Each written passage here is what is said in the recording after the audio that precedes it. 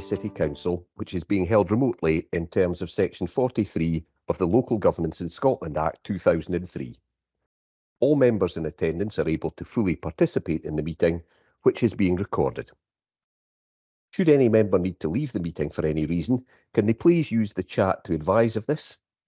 If a member loses their connection, they should make every effort to rejoin the meeting, but if this is not possible, the Committee Services Officer will note their absence for the remainder of the meeting. If you have to leave the meeting due to a declaration of interest, you must remain out of the meeting until invited back in. Would all members please mute their microphones when not speaking to avoid background noise, and turn off any smart speakers. Please start the meeting with your camera on. Your face will appear on the screen when you are speaking. If your connection is poor, you may wish to turn off your camera and see if this improves matters. If this doesn't help, you may wish to quickly leave the meeting and rejoin. If you wish to raise a point of order, ask a question, speak on any item or move a motion or amendment, please use the chat when the relevant item is called. The convener will then invite you to speak. Would members of the press and public please not post messages in the chat? Where items are for noting, or where there has been no disagreement expressed, the convener will call for any member who has a contrary view to indicate this through the chat, otherwise the item will be agreed. Please would members not use the chat for any other purposes, as those joining the meeting by telephone cannot see the chat and therefore will not be able to follow the debate. Although we are operating in a different way, this is still a formal meeting of the Council, and the required standards of behaviour and discussion are the same as in a face-to-face meeting. Standing orders will apply to the proceedings, and the terms of the Councillors' Code of Conduct will also apply in the usual way. Does any member have any queries regarding this procedure? There are no queries, Convener, so I'll now ask the Committee Services Officer to take a roll call for the minute. Thank you. Thank you. As indicated, I will now take a roll call for the minute. I would ask that members confirm their presence when I call their name. Convener. Yeah, I'm here. Councillor Alexander. I'm here. Councillor Anderson. I'm here. Lord Provost Campbell. Present. Deputy Lord Provost Cordell. Present. Baillie Dawson. I'm here. Councillor El Nakla. Present. Councillor Flynn. Good evening. I'm here. Councillor Lynn. I'm here. Baillie Roberts. Good evening, I'm here. Councillor Rome. Good evening. Present. Baillie Soares. Yes, I'm here. Councillor Short. Evening, here. Councillor Smith. I'm here. Councillor Toland. Yeah, I'm here. Baillie Keenan. Present. Councillor Cruikshank. Present. Councillor Finnegan. Good evening, I'm here. Councillor McHugh. Present. Councillor McIrvin. Present. Councillor Malone. Yep, I'm here. Councillor Scullin. Evening, present. Councillor Shears. Present. Baillie Wright. Present. Baillie McPherson. Good evening, present. Councillor Coleman. Good evening. Councillor Crichton. I'm here. Councillor Duncan. Councillor Duncan. I'll mark as absent. Baillie Scott. Here. Mrs McVean. Sorry, I'm here. Thank you. Mrs Lake. I'll mark as absent.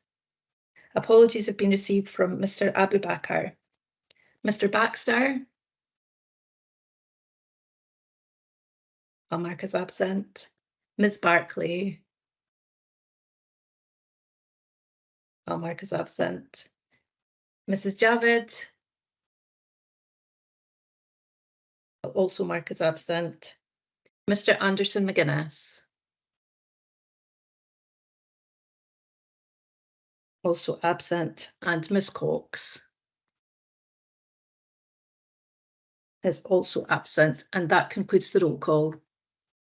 Okay, thanks, Lee. A brilliant person has put in the chat, and I can't actually see Councillor Duncan on my screen. So Councillor Duncan is here.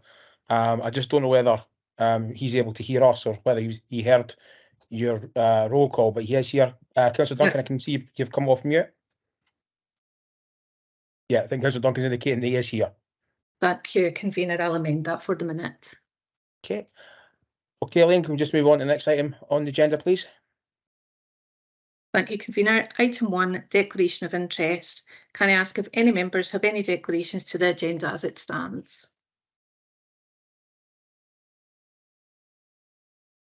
Okay, I'm not seeing anybody indicating. So with that, can we go on to the next item on the agenda, please, Elaine?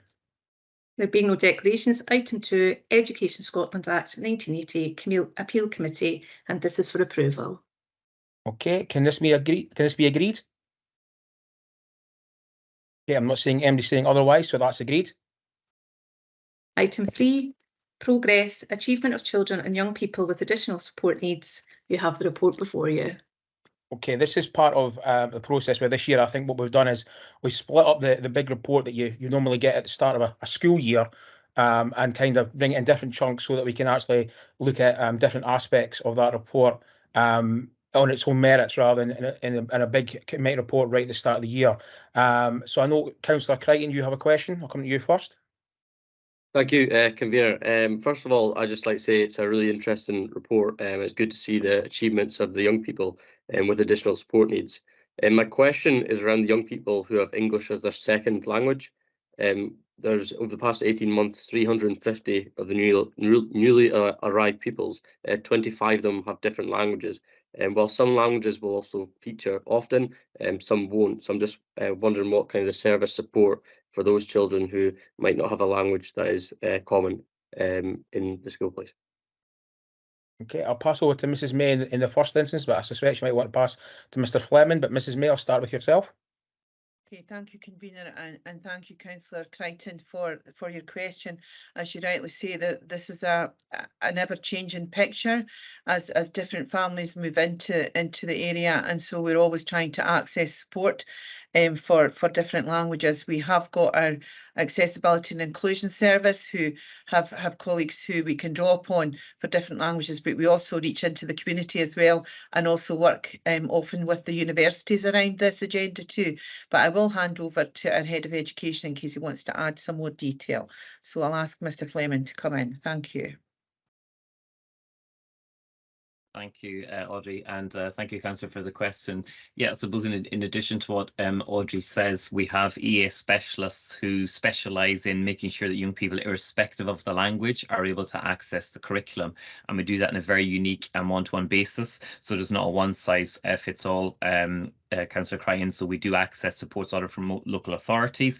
We do access supports from Education Scotland, and as Audrey said, so local services such as university and college as well, to make sure that young people can access the curriculum. We would also support the young people to access the curriculum in their home language as well. And we work a lot with GCSEs and other English national curriculums as well, to make sure young people can take some courses and exams in their home language too, to give them that sense of achievement. Okay, does that answer your question, Councillor Crichton? Yeah, thank you both. Cheers. No. Okay, Councillor Cruikshank. Thank you, Convener. I'd like to start by welcoming the report. It was with real interest and enthusiasm that I digested its contents, and I'm so pleased that pupils with additional support needs are clearly so well supported in Dundee. Long may that good work continue, and I'm sure my colleagues will join in me in paying tribute to the young people who are doing so well and to staff who work day in and day out to make it possible. Thank you, one and all. Leading on from that, though, it would be useful to know how we anticipate the ASN profile may change in a post-pandemic world. In particular, I'd expect the categories of mental health, social, emotional, behavioural needs, and speech and language to be most likely impacted by the severe disruption to education and socialisation since 2020. Speaking of the pandemic, the circumstances of the past 3 years have made an already challenging and vital service all the more so. It speaks to the deeply held dedication of all team members that have kept standards so high, even when the world has been turned upside down. A tremendous example of this is Kings Park School's recent success at the Oscars, where it was recognised for its social enterprise programme to encourage young people to fulfil their potential. Further examples can be found in the case studies included in the report. These are uplifting snapshots of the work and success delivered for individuals and for the city by ESN services. I'd like to pay tribute to the staff, the pupils, and to everyone else involved. Very well done, and keep up this terrific work.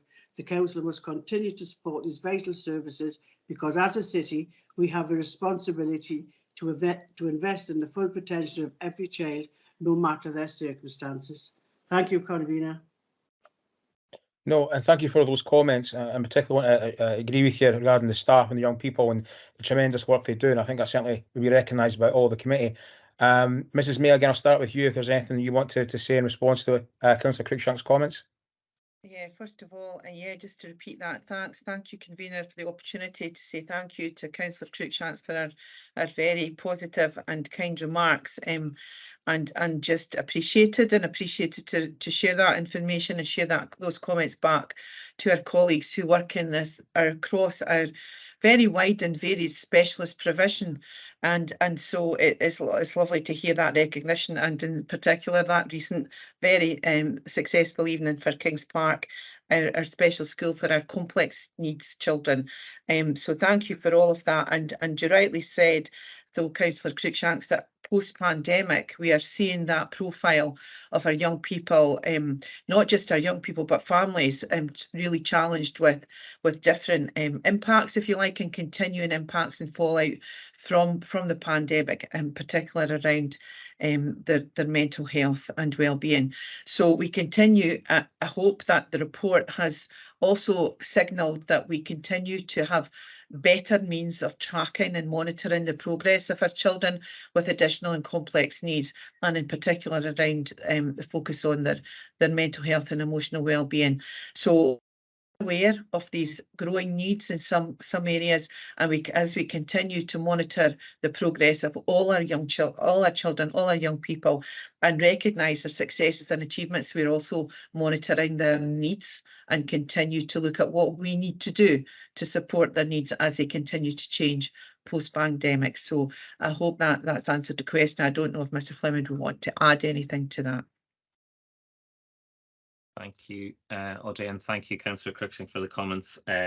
Much appreciated, and we'll pass those on to staff. You're absolutely right. We are seeing some changes as a result of the pandemic and seeing that coming through in the early years, and that's why you'll see in our improvement plan 23 to 27, which will come to committee after recess, that we're committing to undertaking an ESN review to form a new ESN strategy to make sure we're doing exactly what Audrey's outlined and what you've outlined in your comments as well. So you'll see that coming later as well. Thank you.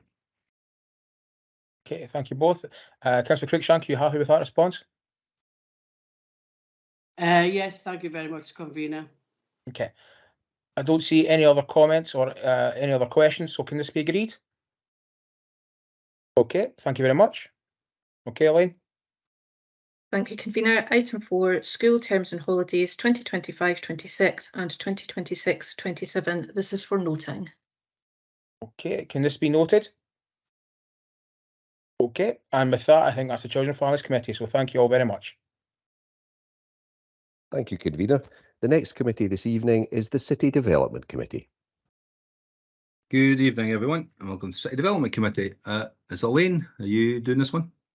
I am, thank you, Convener. Yep, pass over to yourself then, please. Thank you. Item 1, Declaration of Interest. Can I ask if any members have any declarations to the agenda as it stands?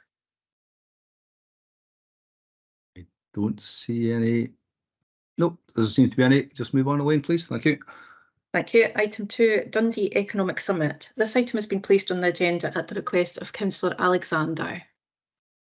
Thank you. I'll just pass over to Councillor Alexander to present the motion, please.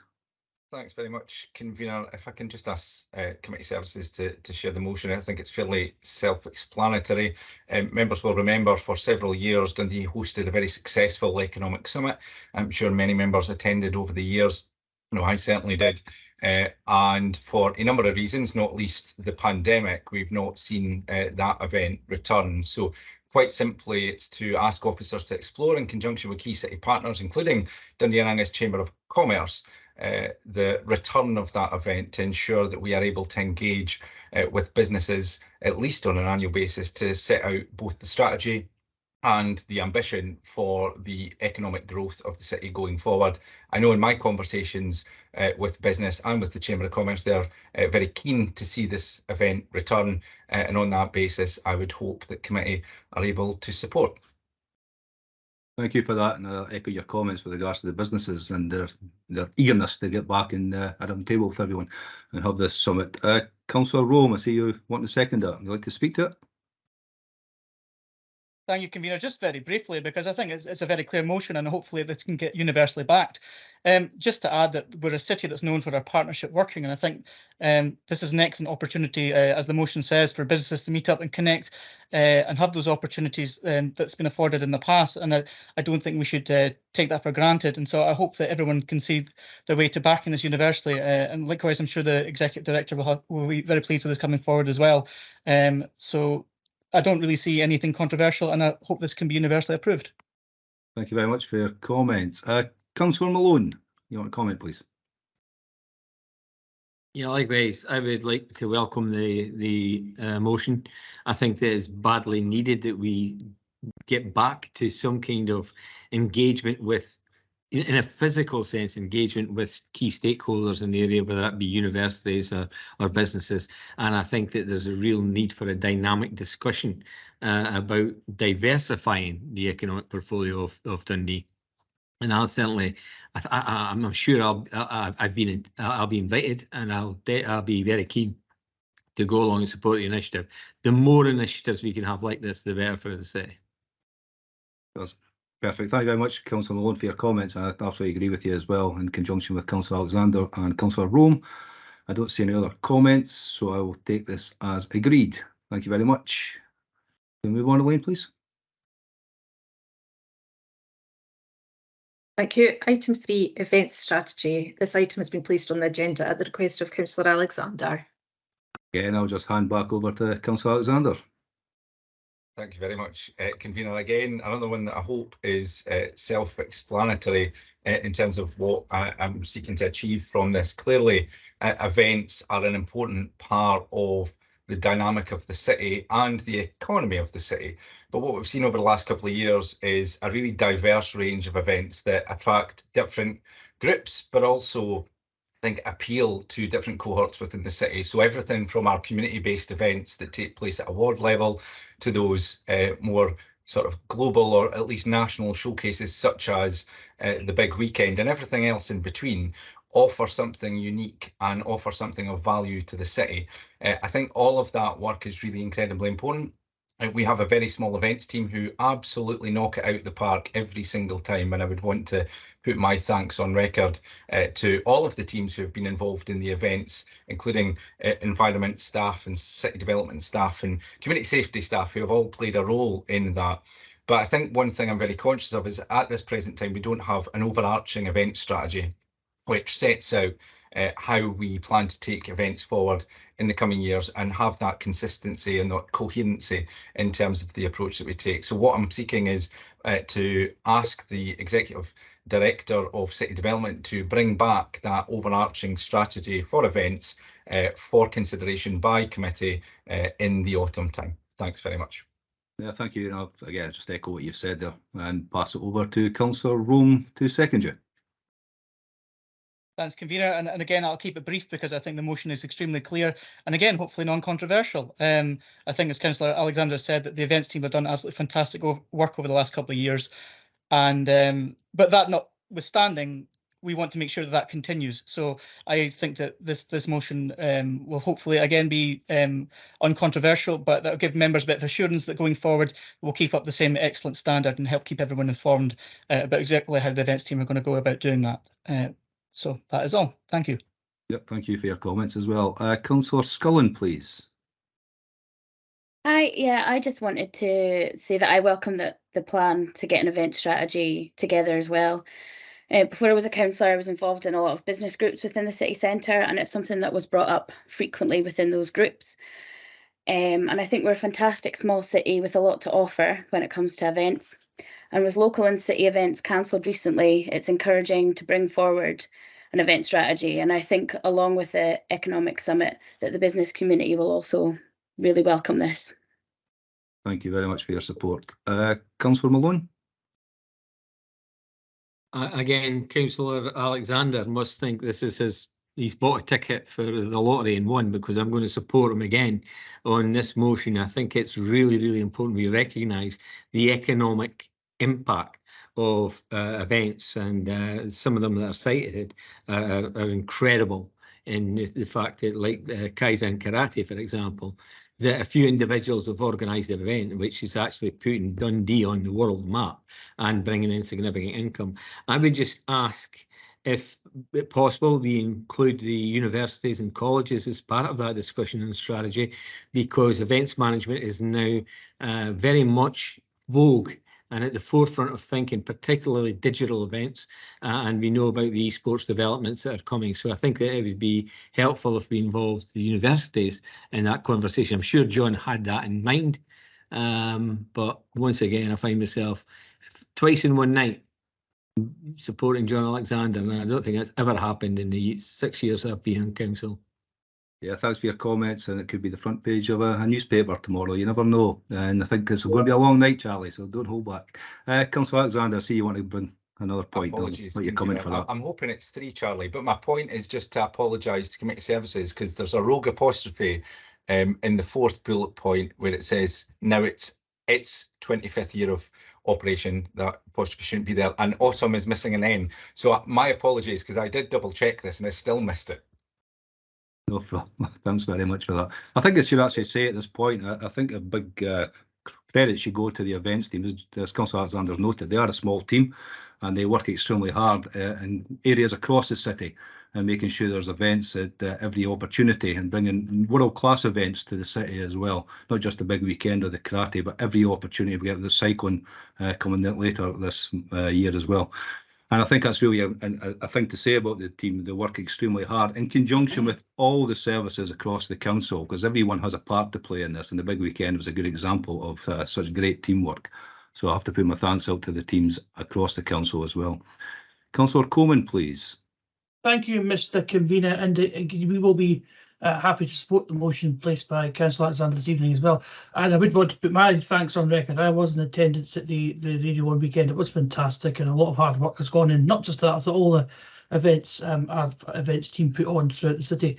But can I ask officers, please, how they will engage, how we look to engage with the Dundee public on the sort of events it wishes to see? For me, there's no doubt, the feedback that me and my group colleagues have received, that decisions such as to axe the fireworks display are not popular decisions with the people in Dundee. I'd ask that officers at least give consideration to that sort of point when drawing the future event strategy. Yeah, well, pass. Mr. Hamilton, are you on the call tonight? Yes. Thank you. Happy to answer Councillor Coleman's question. I think in preparing an event strategy, it is, as he notes, vitally important that we take the views of a broad range of stakeholders, and recognising the comment from Councillor Malone, involving all of those across the city that are involved in delivering events, and that includes the 2 universities and the college. I think the other thing that we'd want to reflect on is the information that we gather during events. So part of the process is to understand how people enjoy the events as they're happening, and help that to frame future decisions about events in the city. So I would anticipate a broad-ranging effort to gather views, and that would inform the strategy that we'll bring back in the autumn. Thank you for that. Councillor Coleman, is that okay? That's fine, thank you. Thank you very much. Thank you very much for that. Lord Provost Campbell, please.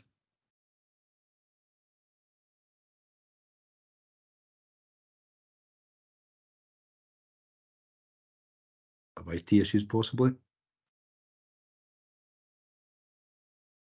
Yeah. We'll come back to the Lord Provost. Councillor Shears, please.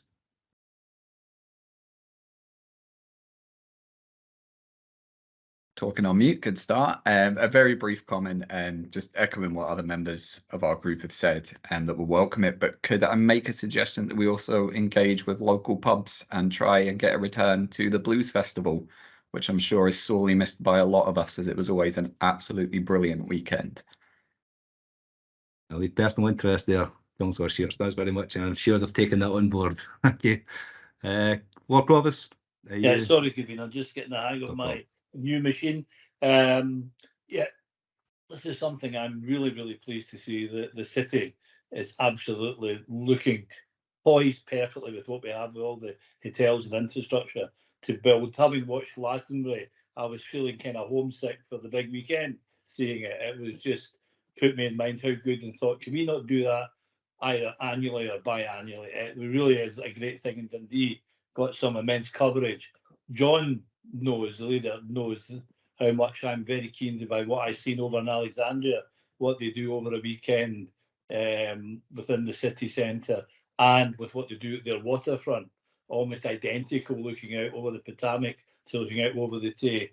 So I'm very excited. I hope we use Slessor Gardens for a lot of events as well. It absolutely is great to get into the city centre and walk over. Such a handy place to have big events. So well done. Great idea. Great idea. Right, thanks very much for your comments, and I think everyone's contributions are really welcome, and looking forward to seeing the strategy in the autumn. So we'll take that as agreed. Thank you very much. Elaine? Item 4, Development Plan Scheme 2023. This is for Notang. Just to note, the council is required to prepare a development plan scheme and review this annually, and just the agenda note to highlight this. Bill McPherson, please. Thanks, Convener. Just a question really for Mr. Hamilton regarding this. I just want to be clear in my mind as to this consultation on this participation statement, what it actually means in practice. Is this purely consulting stakeholders on the methods of consultation, i.e.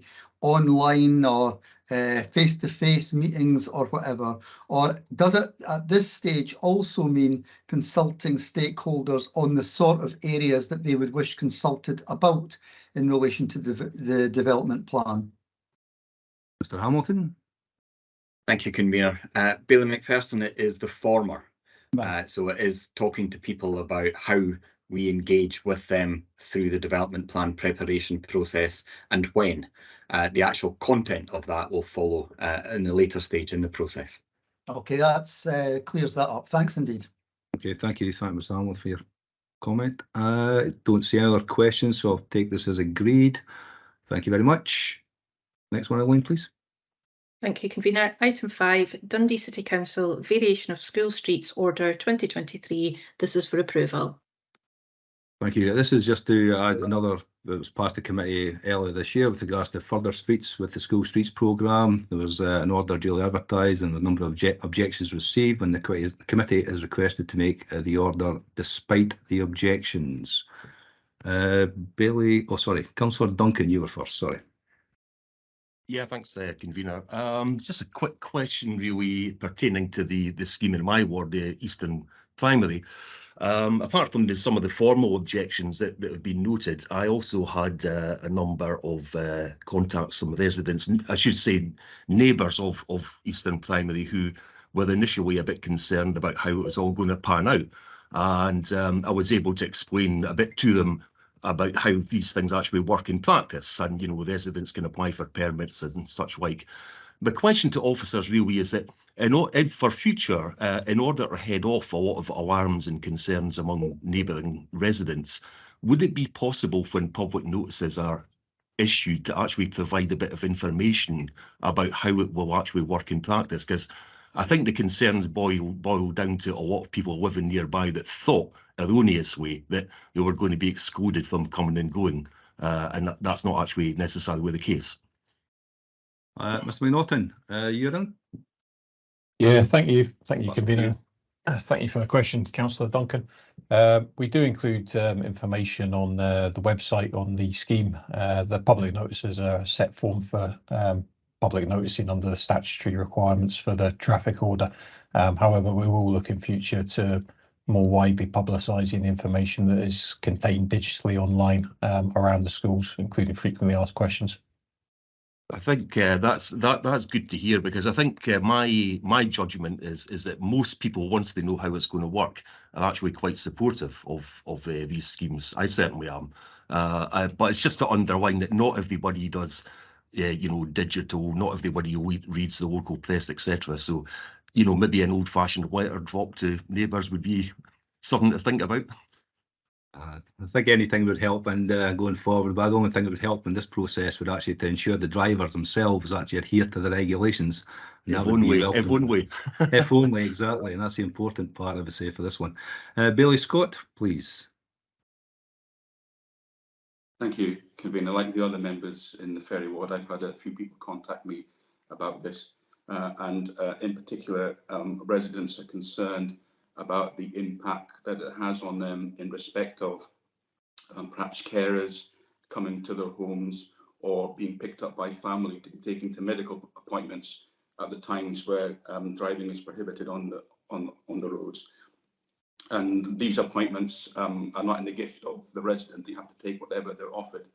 And so that is a concern that's been raised by a number of residents. And I just wondered, now that the scheme has bedded in other parts, other schools in the city, what the ongoing impact is there, whether that's resolved itself in these areas, and also whether it be possible as we go forward and review the schemes, whether it can be looked at again at perhaps adding in things to it, such as carers visits and so on.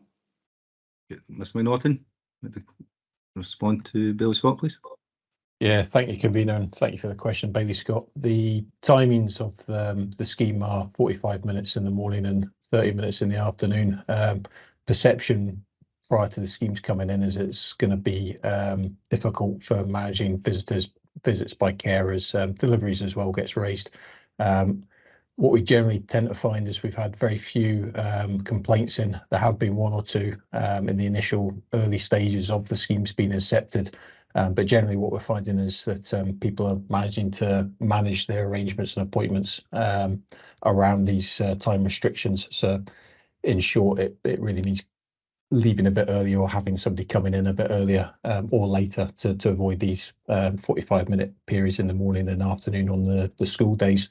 In terms of opening up the restrictions further, the original policy, which was approved by committee, it's concepted in liaison with other stakeholders, including Police Scotland, and it was deemed through that consultation that they wanted to restrict down the number of eligible permit holders, and that included the lack of exemptions for blue badge holders and so forth as well, to reduce down the number of vehicles that would be entitled to come through from an enforcement point of view.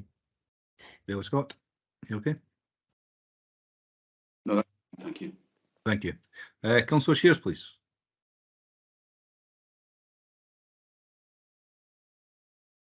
Twice in a night, it's not going well. Similar line of questioning to my other ward colleagues. It's about the exemptions. So I imagine we've all had similar emails about carers, appointments. What I've generally been doing is pointing them towards the website and letting them know that they can apply for an exemption. It would be good if officers could let us know what counts for an exemption and if that information could be published on the website as well. So we know that if someone comes to us with a certain situation, we could give them solid advice as to whether it's worth applying for an exemption or whether that exemption would be turned away. Ewan, would you like to come back? Yeah, certainly. Thanks very much for the question. We have published the criteria for exemptions on the website. I appreciate it might not be easily found, but I'm happy to share that with yourself and any other members. As I say, it sets out quite clearly where the exemptions will be allowed. That would be appreciated. Thank you. Okay. Councillor Hunter, please. Yeah, thank you, Convener. I've got a comment and then I've got probably a series of questions for officers. So first of all, I'm obviously fully supportive of this scheme. And first of all, I also want to put on record my thanks to officers and Police Scotland for the work in the schools that are already in the scheme so far and what they've done to try and make it easier and safer for young people to go to school.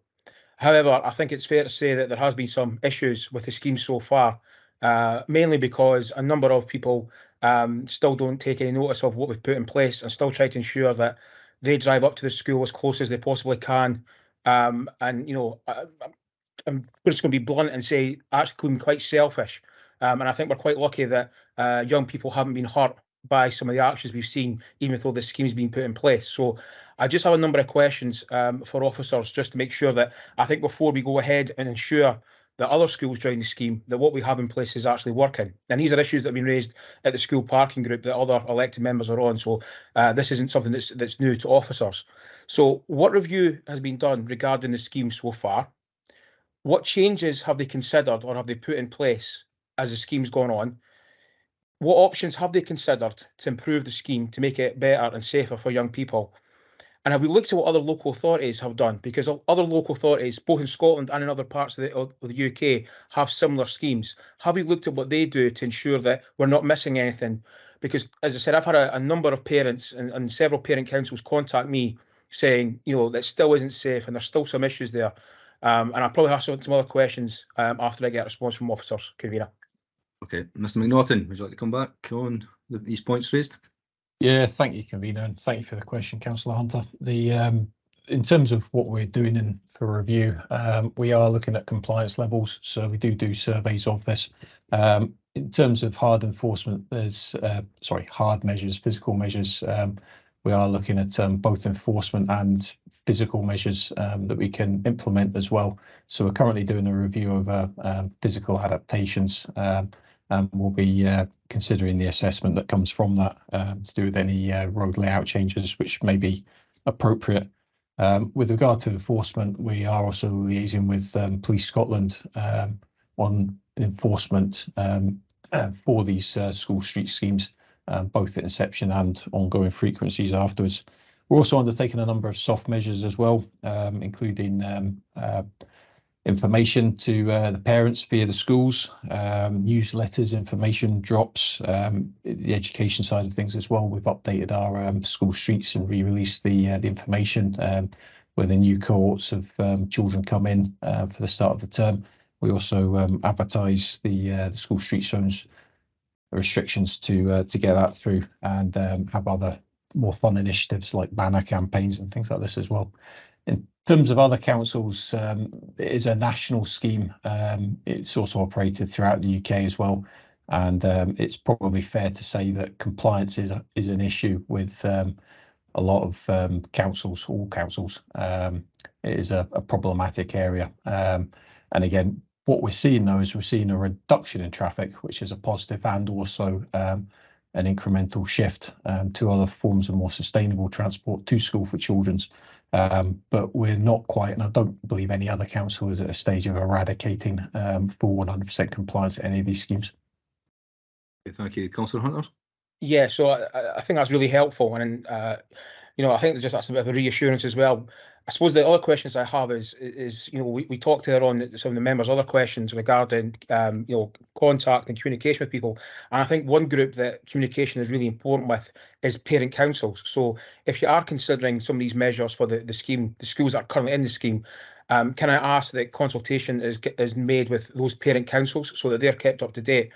I think one of the things that I found, other Strathmartin councillors and myself attended a parent council earlier in the school year in one of the schools in the scheme, and one of the things that became quite clear was the parent council themselves weren't quite sure how it worked, and that information hadn't been passed to them. So I think it'd be really useful to have that information passed to them about what we might consider to improve the scheme. And I also think when we introduce the scheme to these schools, that dialogue is had with the parent councils before the scheme is introduced, just so that parent councils understand exactly what can and can't be done, because I think that was a confusion as well. And the final point I would make, and I appreciate that this isn't always possible for a variety of reasons, but I think one of the things that maybe didn't help the schemes in these schools when they started was there wasn't as much enforcement right on the very first days and the very first week.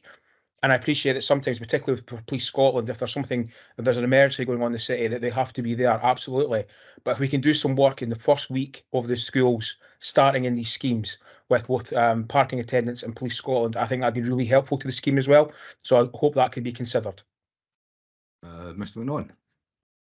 Yeah, absolutely. Thanks very much for the further points and comments. In terms of consultation, we are increasing up resource. We're actively looking to recruit shortly to increase dedicated resource to this scheme to assist on doing more for that. And in terms of enforcement, we do meet regularly with Police Scotland colleagues. We've got a meeting planned this week, again, specifically around these issues as well. So we'll continue to liaise with them on the enforcement points also. Thanks very much for that, and thanks for your points, Councillor Hunter. It's very pertinent to the whole scheme and to make sure it actually works for the safety of the children, which is first and foremost in all this.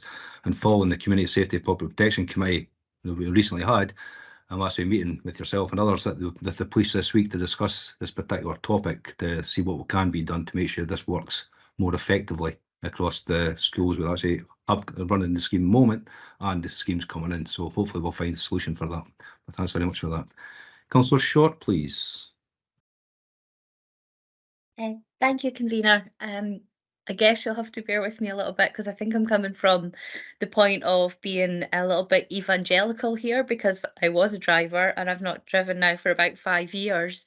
And I just find it really difficult to comprehend that we have to put in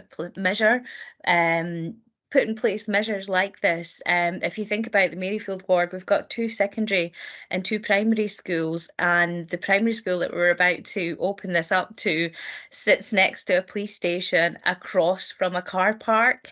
It just kind of beggars belief that we need to go to these kind of stick measures rather than having a carrot, and actually, please don't run over our children, and please don't have your exhausts zooming out while we're in the catchment area of the school when they're going in and out. I mean, I think anybody who's been listening to the low emission zone for the last 6 or 7 years will know that that's all about the air quality, and the air quality around our schools should be primo, because that is our youngest people who are closest to the ground and more likely to be impacted by it. So I welcome this, but also I would hope that perhaps we work with the nudge theory as well, and lead by example as parents and carers and people who work with or take young people to school.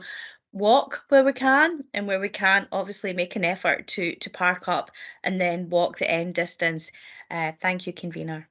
Well, thanks for your comments. I think it's we are trying. The whole reason for bringing this scheme in was because of the fact that drivers were failing to adhere to conditions like that and actually putting children at risk, air quality, whether it be cars in very confined spaces, doing some strange manoeuvres in front of schools where young kids are trying to go to school. And I think that's why we had to bring it in. I agree we shouldn't have to, but unfortunately we had to, and I hope it actually produces some results and makes it a lot safer in front of the schools in a number of ways. Councillor Roan, please. Thank you, convener. Some of what I was going to say has been said already, so again, it'll be quite quick. I welcome this coming forward as well, and I hope we see an improvement around Millmains Primary, because I've had quite a number of complaints over recent times about inconsiderate parking and dangerous behaviour by drivers as the situation currently is. So hopefully we see that improvement. And I do take a lot of heart from the assurances that Mr McNaughton gave about basically getting it right from the start and the review process that's been done on that. So I'm quite assured by that. And one of the things I was going to ask about was the use of the seesaw system for primaries, about getting information across, because I do agree with Councillor Duncan that a letter drop campaign to residents is great. The seesaw system as a digital system should be able to get to every child, but I think, to be fair, Mr McNaughton has answered that in terms of the engagement between the schools, from the schools. So that's excellent. And I look forward to this coming in, and hopefully we can keep this policy under review to make sure it's continued to be effective and is being policed properly from the start. Yeah, thanks very much for that. And probably many on the call wouldn't know what seesaw is, but I think I didn't know what it was when it was first mentioned to myself. So it's good to know that children communicating with their carers and parents, etc., on internet and through a messaging service. Well, thanks very much for your comments there as well. I see no further comments or questions, so I'll take this report or agenda note as agreed. Thank you very much. Can we move on, Elaine, please? Thank you, convener. Item 6, Dundee Restoration Project, and this is for approval. Yeah, this project, just looking for a committee to approve that the city engineer develops a project with support from SEPA and other partners for the number of sites on the Dundee. Councillor Roberts, or Billy Roberts, please. Thank you. My question is this to rebuild the banks that have been washed away recently with Gambian baskets? And are you going to be observing the Dundee Wildlife Corridor, which runs down the full length of the burn? Probably Mr. Martin. Are you on the call? Neil? I am, thanks, convener. One for you. Thanks, Bailey Roberts. I'll confirm with the engineers in terms of the areas that have been washed away, and whether they come into the designated areas that are going to be looked at going forward in this project.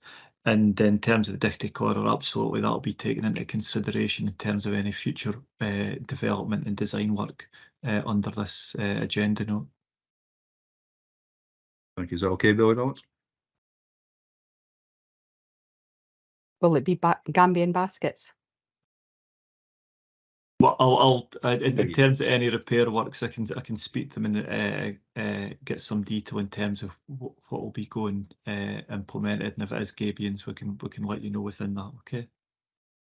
Okay, thanks. If you can just let all the ward councillors aware of that one as well. Yeah, happy to do so, convener. And also Strathmartin work that covers that ward as well. Councillor Anderson, please.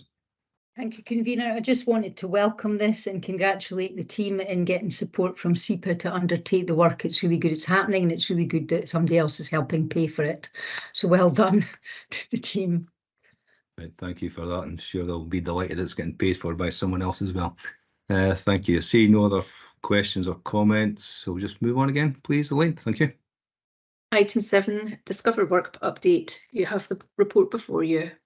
This report provides the committee with an update on the employability pathway and the details of significant and sustained improvements in performance in supporting people in Dundee into positive destinations. It also updates committee on the progress being made in delivering the Discover Work Strategy and Action Plan and the work that is going on in relation to redesigning the co-commissioning process of employability services from 2024.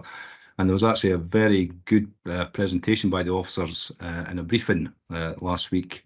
And I have to applaud them. It was an excellent presentation and full of very extremely useful information, how the scheme is working and how the projects are going forward. Bailey McPherson, please.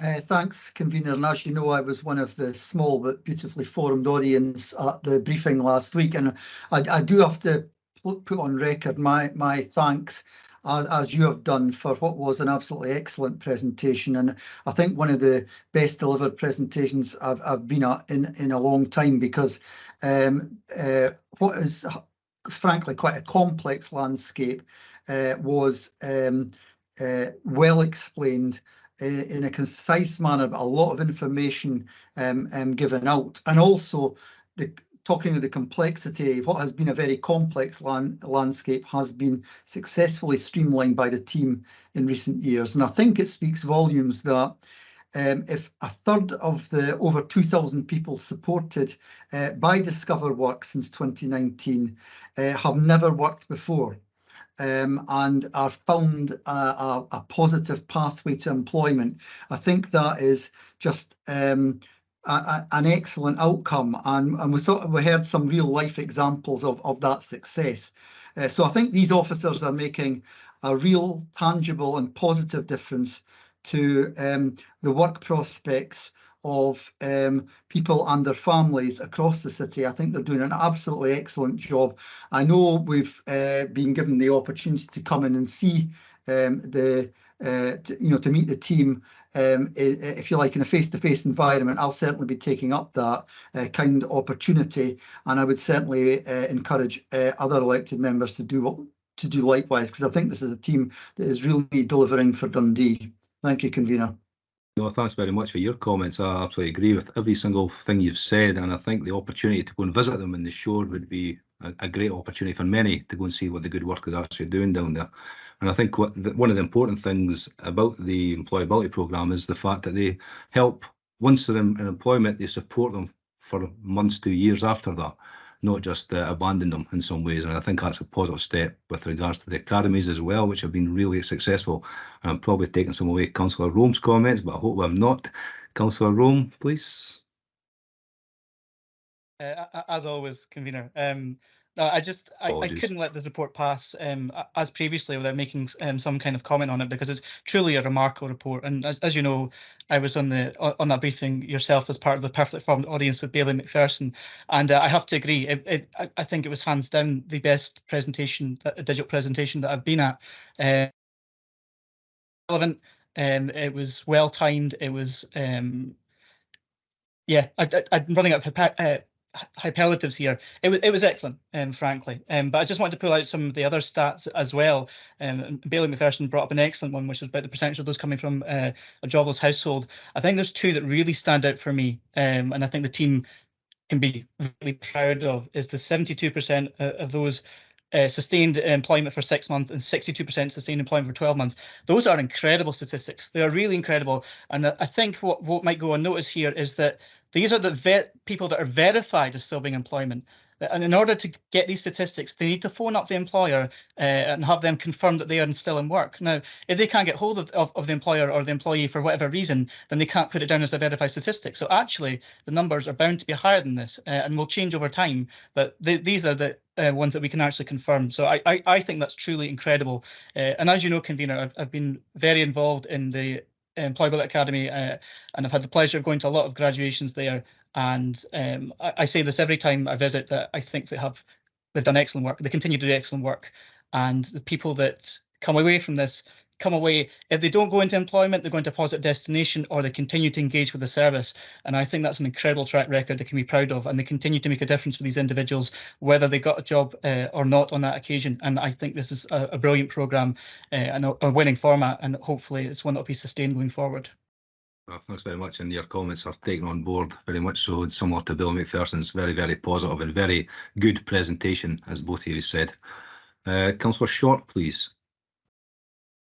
Thank you, convener. As everybody around the table will know, we all sit on various different outside bodies, and I happen to be on the board of ACD, which work with our young people. And if you do venture down to Shore Terrace, then you'll see that it's very different from how it was previously, and that's because the Transition to Trade organisation from ACD were involved in the refit and refurb of the shore. And I think it should be brought up and complemented that we talk about community wealth building, and community wealth building can be viewed in very many ways. And this is one of the ways where those young people that got involved in doing up the shore will have been given practical opportunities, so that hopefully when it's time for them to move on, they will have that confidence to be able to move into positive destinations as well. So it's about the picture of what we've delivered, but it's also that much wider picture as well, that investing in communities is really the way that we have to go. So thank you, convener. No, thank you. Thanks for the comments, and the positive stuff is done by ACD. Has to be recognised across the city as well. Thank you. See any other questions or comments? So I'll take that as agreed. Thank you. Elaine, please. Item 8, Green Transport Hub and Spokes Project. You have the report before you. The report outlines procurement and tendering strategy for the proposed Green Transport Hub and Spokes project, and the report seeks members' approval to progress with the design and tender process in accordance with the Council's recently approved corporate procurement strategy. I don't see any questions or comments, so we'll just take that one as agreed. Thank you. Next line, please. Item 9, tenders received by Head of Design and Property and Head of Sustainable Transport and Roads, and these are for approval. A number of tenders here. We won't go into detail with them and just move to questions. Bailey Scott, please. Thanks, convener. Can I ask you about the one regarding Grey Street Subway? In 2020, Network Rail carried out an innovative piece of work there, which regarded trying to seal the tiles. They injected a gel into there to try and stop the water from coming through the track bed. And so I'm wondering whether that has been successful, and whether the water ingress has now found another way of getting into the underpass. And a second question on that item would be, in respect of ongoing maintenance, whether we could ensure that there is a cleaning regime in place that stops the grime and slime from building up to the extent it has done. Pass on to Mr. Martin. Neil, please. Thanks, Convener. Thanks, Bailey Scott. So in terms of the work that Network Rail carried out, there were a success to a limit, but as you would expect with any water egress, they tends to find a natural course around any other protection works that have been carried out. Obviously, the works that we'll be doing going forward, we will be looking to maintain them in the best way possible. And we'll liaise with our colleagues in Environment Department in terms of ongoing cleaning and to keep them in the best condition possible. Yes, Scott. Oh, thank you. Okay, thanks very much, Neil. Councillor Duncan, please. Thanks, Convener. Yeah, also a question relating to the Grey Street underpass. So it's good to see that it's going to be cleaned up, and it's important that it's, you know, a well-used underpass in such a prominent location looks its best. So I'm glad to see that it's going to get cleaned up. I actually discussed this with officers last week, and I mentioned that I had thought that there was CCTV covering that underpass, but they weren't sure. So I checked it out, there is, and it looks like it's operated by ScotRail. And I just wondered, my question to officers would be, once you've cleaned the place up and it's looking good, obviously safety is the next one on the list. And I just wondered if you officers could perhaps prevail upon ScotRail to ensure that the CCTV is actually, well, working and fit for purpose. Back to Neil, I guess. You're going to just ensure that happens, Neil, yeah? Yeah, happy to confirm, Convener and Councillor Duncan, we'll engage with Network Rail to ensure that the check and hopefully have the system in working order. That's ideal, Mr. Martin. I mean, just to say, I've been in touch with ScotRail, but I mean, if officers could also, you know, put their shoulder at the wheel, I'm sure that would speed things along. So thanks. Happy to do so. Thanks very much for that. I see no more questions or comments, so we'll just move on take that as agreed. Thank you very much. Elaine? Thank you, Convener. That concludes the public part of the agenda. Would members be minded to deal with the confidential items in the usual way? Members agreeable? No comments, so we'll just take that as agreed, and thanks for your help tonight, Elaine. Thank you. That's the business for City Development. Thank you, Convener. The final committee this evening is the Policy and Resources Committee. Good evening, everyone. Here we go, it's me. Oh, good evening. If we just start the business, Willie? Okay, thank you very much, Convener. Firstly, are there any declarations of interest in the content of the agenda as it stands? I see no one, so I shall move Councillor on. Crichton indicated in the chat. Oh, Mr. Convener. apologies. Thank you very much, Councillor Coleman. Councillor Crichton. Thank you, Convener, and no worries. I just wish to declare a declaration of interest in the final item, as my employer has an office in the accommodation it refers to. Thank you very much for that. We'll make sure that's noted. And thanks very much, Helen. But Willie, I'll go back to you first. Okay, thank you very much. I've noted that declaration. I would now like to advise the committee that a request has been received from Alex Williamson of the Wave Trust for a deputation to address the committee in relation to item 3 in the agenda, early days prevention of adverse childhood experiences. Is the committee minded to hear the deputation? I certainly am, and I expect everybody else will be as well. So welcome to our meeting, Alex. I'm sure you've been briefed in advance. You have 7 minutes with which to speak to committee, and if you can hold on thereafter, and I'll ask any elected members if they have any questions for you thereafter. But the floor is yours. Thank you very much, Councillor. So I first of all, I want to thank all the members of this committee for allowing me an opportunity to make this deputation, which, as I'm sure will come no great surprise to any of you, will be made very much in favour of what's put before you tonight. I also want to thank Bailey McPherson and Councillor Crichton for placing this matter onto the agenda in the first instance. I do not view 70-30 as either wishful thinking or an achievable goal. On the contrary, reducing child maltreatment by 70% by 2030 is a minimal acceptable outcome in responding to this unacceptable and profoundly costly harm to our youngest children. These are not my words, Council, but the words of Sir Harry Burns, the former Chief Medical Officer of Scotland. In making this statement, Sir Harry Burns wanted to point out that aside from the moral and ethical dynamics at play, the abuse and neglect of children places an enormous strain on the resources of government and local authorities, who are, more often than not, left to pick up the pieces of expensive and time-consuming after-the-event measures. Even as early as 4 years old, there is a huge attainment gap between disadvantaged children and their peers, and without intervention, this gap only grows wider with age. Many of these children then switch off completely, leading to school exclusion and a life spent on benefits. Perhaps they might even get involved in the criminal justice system. It's easy to see how we are all affected by this one way or another. And I just want to make this point too, Council.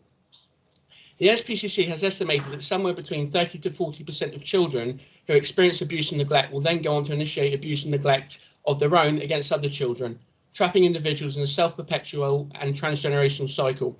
WAVE was set up precisely because we want to see this cycle broken. Nevertheless, I do think I am perhaps preaching to the choir a little here, because when I look at the operations and processes of Dundee Council, I can see that trauma-informed practices and approaches are at the very heart of everything you are doing and want to do in the future, working from an awareness of how fundamentally important it is to stay on top of these issues and address them proactively. So I know all of you will recognise the reality of what I've been speaking about. Now, in turning to the specifics of the motion, our 7030 campaign is a national cross-party campaign. And whilst 5 local authorities have already passed motions of support, these being Edinburgh, West Dunbartonshire, Fife, Dumfries and Galloway and the Highlands, we're only going to achieve it if everyone in Scotland chooses to work with us in pursuit of it. I fully recognise the fact that as loudly as we might shout, we are not the ones who sit in the driver's seat. And that's why the motion calls for a collaboration, for ourselves and yourselves to sit down and share our knowledge and information. Should you choose to pass this motion and become the 6th local authority in Scotland to join with us, I have no doubt that we will learn very much from each other, and I very hope that all of you share that belief too. And that concludes my deputation. Thank you very much, Alex. Thank you for being very thoughtful, having done your research, and also thank you for the way you've articulated the proposal, I suppose, tonight. I'll start off, I'll open it up to elected members. I'll just ask a question in the first instance, which hopefully will be an easy one, Alex, because it's the same question I asked you in November of last year. Now, I'm not expecting that you'll remember, of course, the question, but I'll ask it again nonetheless. As you know, my group were in contact with you in November of last year to express our support for the campaign, and that hasn't changed. The question I asked at the time was in relation to the prominence, I suppose, of councils signing up. So on your website, it lists the MPs, the MSPs, the London Assembly, etc. So I suppose my question is there an opportunity, given that there are now a number of councils signing up, to add a tab there to identify councils? At the time, your response was that there was too many councillors, which I absolutely understand.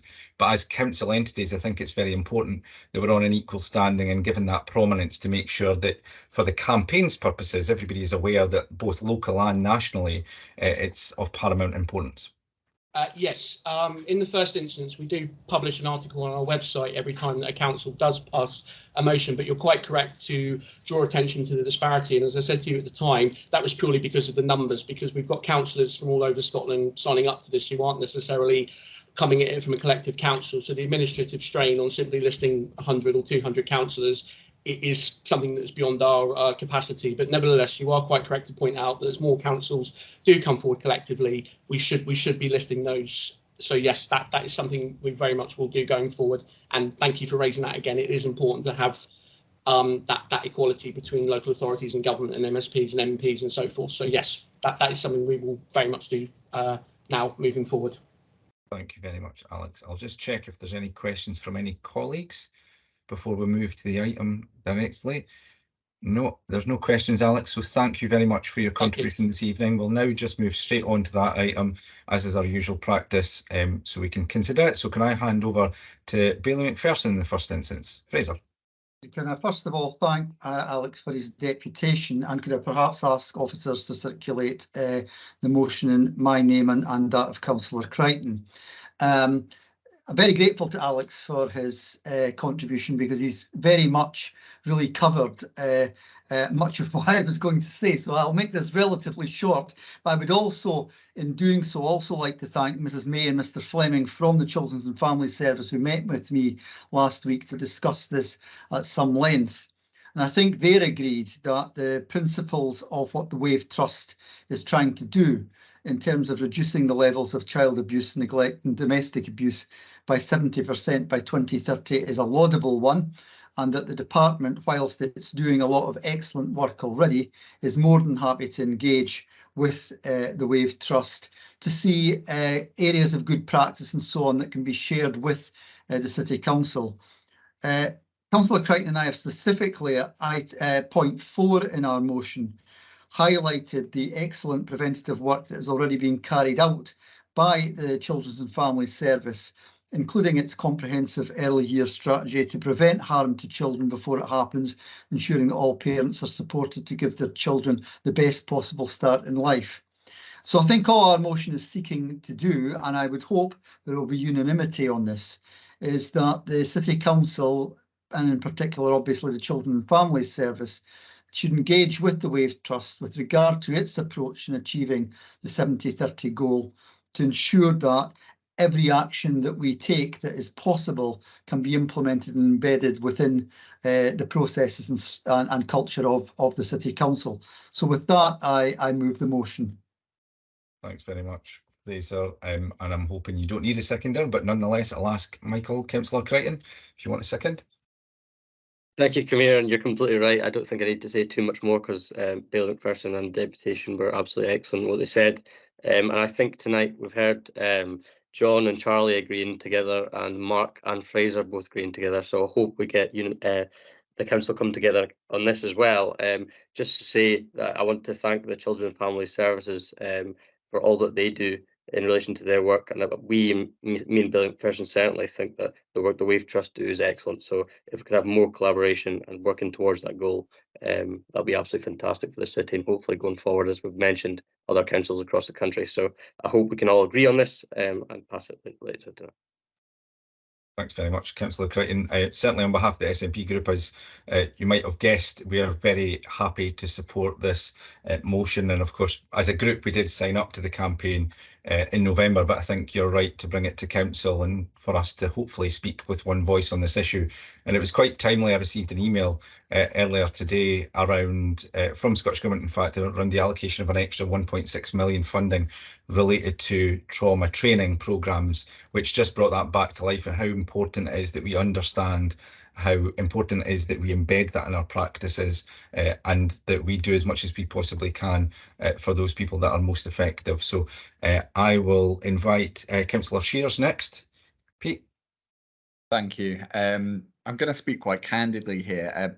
Of course, the Labour Group support and welcome this, and it is good to see that we are unanimous, but just sort of in personal experience, as someone that had a childhood that included a lot of the ACEs that Wave reference, the work that is being done by things like Wave, our own Children and Family Services, is absolutely incredible in making the difference to people.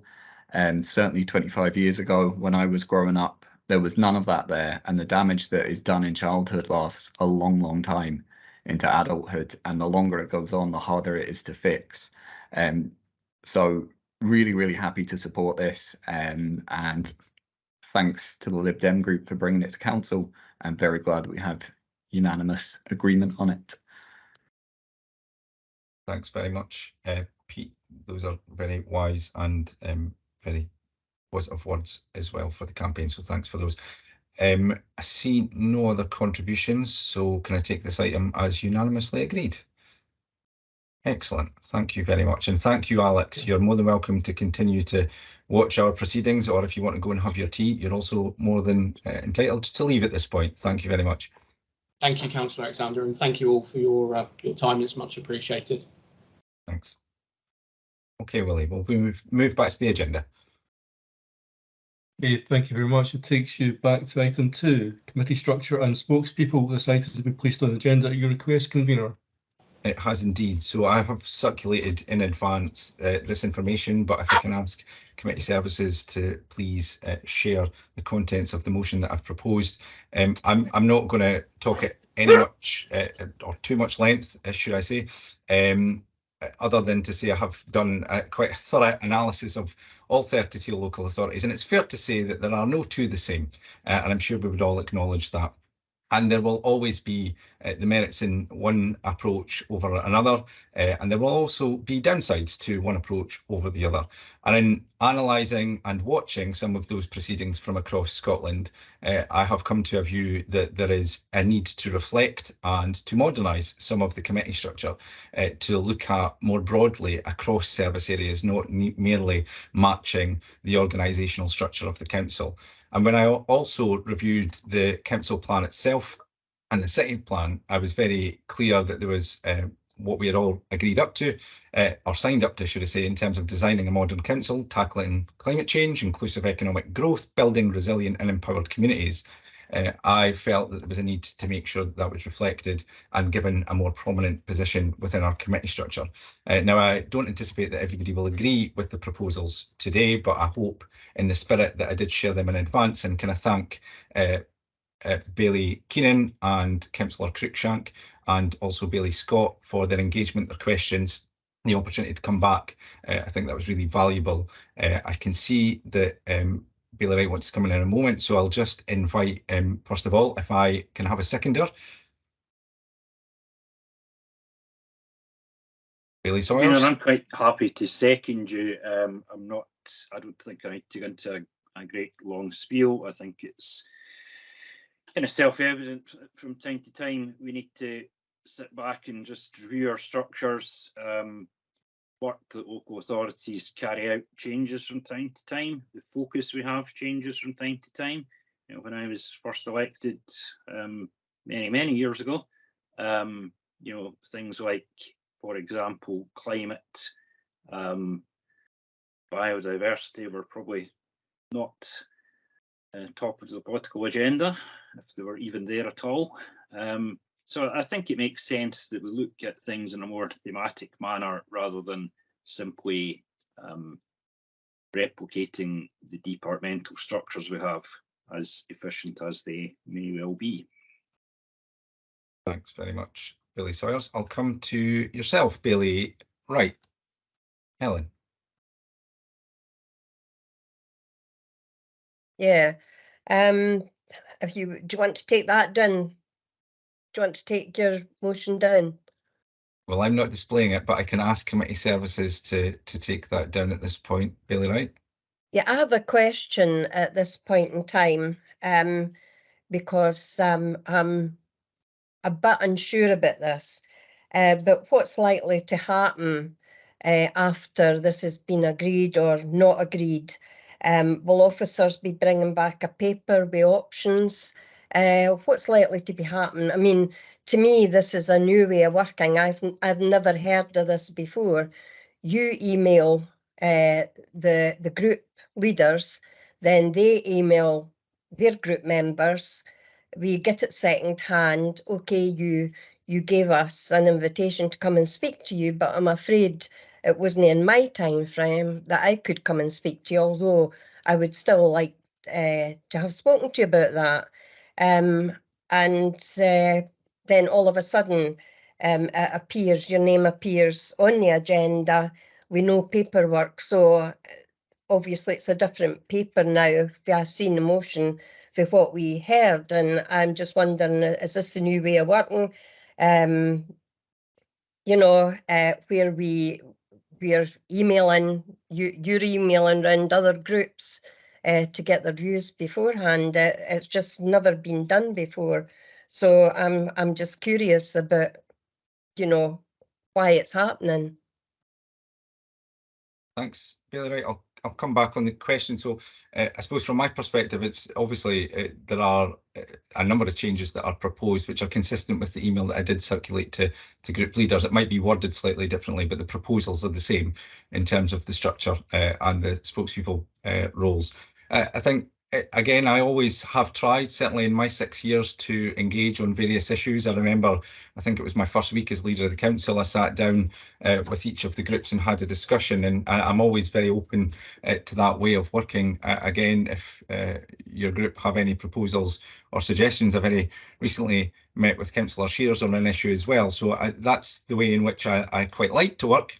I'm sure, you know, members of the opposition, I'm sure respect and value that opportunity on occasion. If I can just talk about the substantive, I think the core point in terms of the service committees is, whilst the structure is different in terms of what they cover, there will be consistency in terms of the issues that come forward. So there is nothing being dropped in the sense that from substantive items that relate to children and families, or from housing or neighbourhood services, they will still be reported to full committee with all 29 elected members, as they always have done. The difference in terms of the proposals is the nature of those committees are more overarching. So again, I used the example in the email of climate change because we all signed up to the city plan, which has that as a core issue, and I think it's a political priority for all of us. But at this point in time, we do not have clarity around the focus on climate change from an accountability and scrutiny point of view.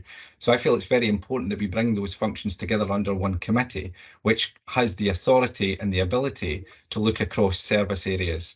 So climate change, we have a team currently that sits within city development and sustainable transport, but we also have environmental functions that sit in a different department. And I think it's been a criticism previously of elected members across the board around some silo mentality or silo working, and I think we've certainly made some significant improvements in that. I hope this is another way of improving that journey and making sure that we're looking across issues and bringing them together, whether or not they sit in the organisational structure. Because for us, the organisational structure is not what we work in. We work within the committee structure. And again, if I can give you that reassurance that all of the items in the proposals are to come back in terms of reference. So my proposal is that we ask officers to work up the terms of reference for each of those new committees, for that to come back to committee for approval. So you will see exactly which issues sit within each of those services, or the committee service structure, should I say. And that will allow you clarity around how each of those committees will operate going forward as well. If I can just make one very brief comment as well. In looking across Scotland, it's fair to say that there is confusion across the board. If I look at Glasgow's model, there are three separate council committees and 3 separate conveners, all of which either have net zero, climate or sustainability in the title. And there is no clarity over who owns that, who takes that forward, or how we hold officers to account on those issues, which is all of our duty. So for me, this is about reflecting what we've already agreed within the city plan, trying to make sure that we're more effective in terms of that scrutiny and holding to account, but also clear on our roles and responsibilities and taking that forward. And it's just as much interest, I think, for the opposition to know who's responsible within the administration group as it is for the administration group to be clear on whose role and responsibility it is. So hopefully that goes some way to answering your question. I know you mentioned that you also have an amendment. I don't know if you want to share it at this point, Helen. Actually, I don't know. You may have somebody else might want to ask you a question. John, do you want to take any other questions first? Okay, I'm happy to move if there's no other questions. Okay, there are questions, so I'll take the questions first and then we'll come back on that basis. Thanks very much, Helen. So I'll come to Bailey Keenan next. Kevin.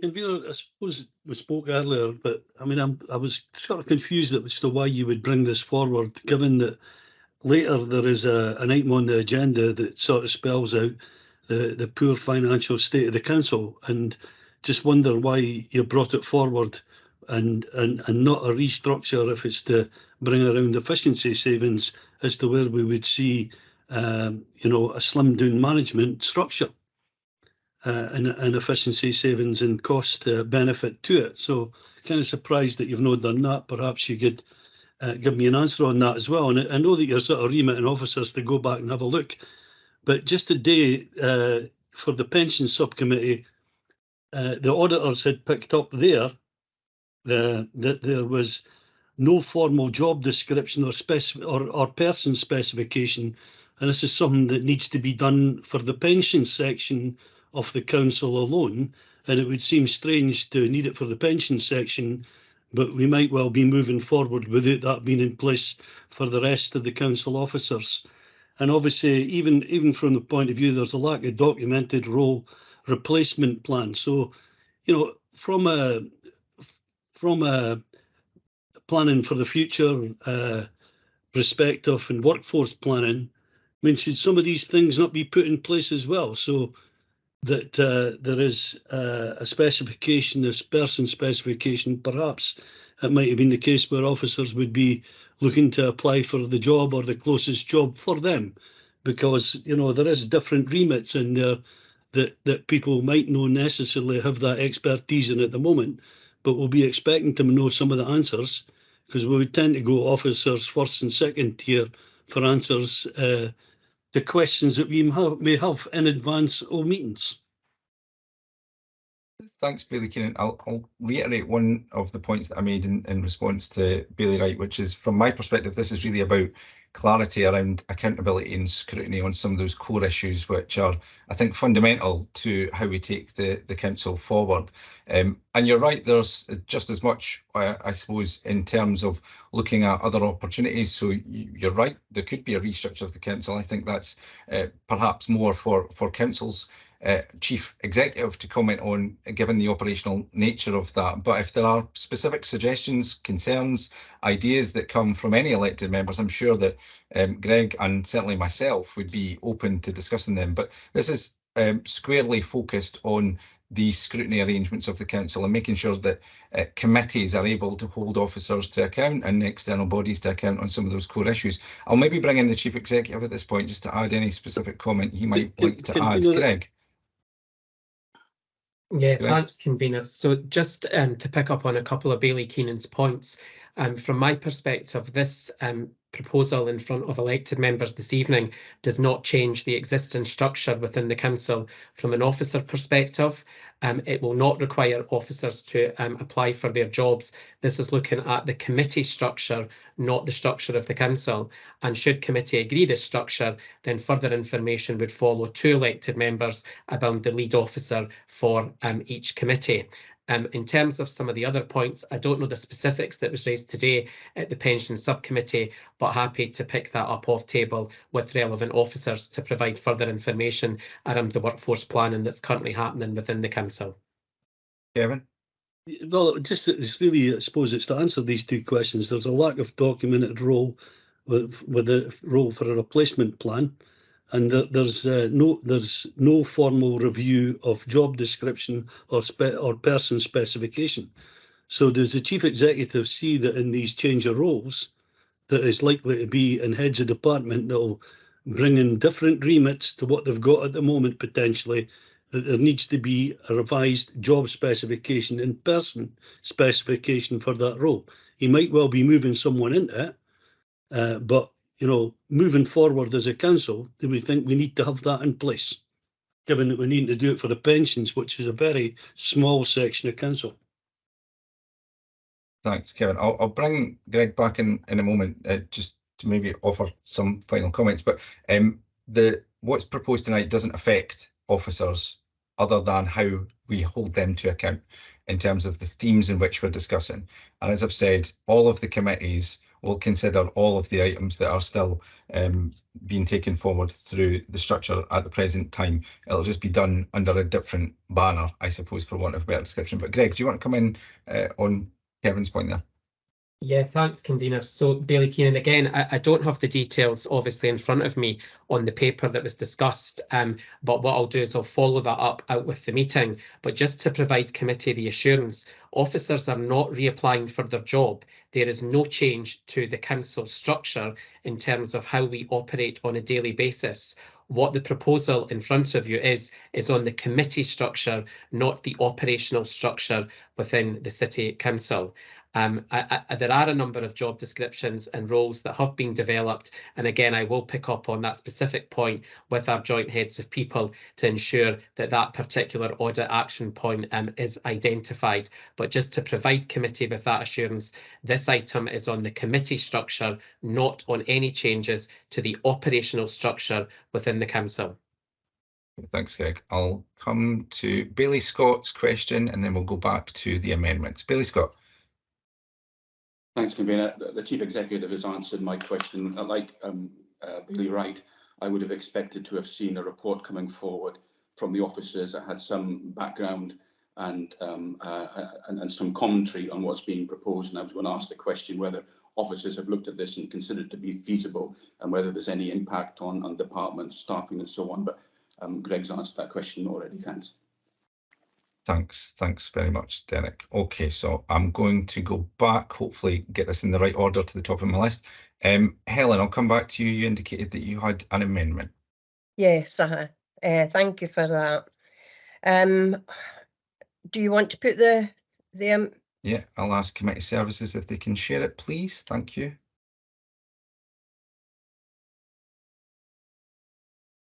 Could I suggest, convener, that both amendments are circulated at the same time in order that we can actually compare and contrast, because there might be a meeting of minds. You never know.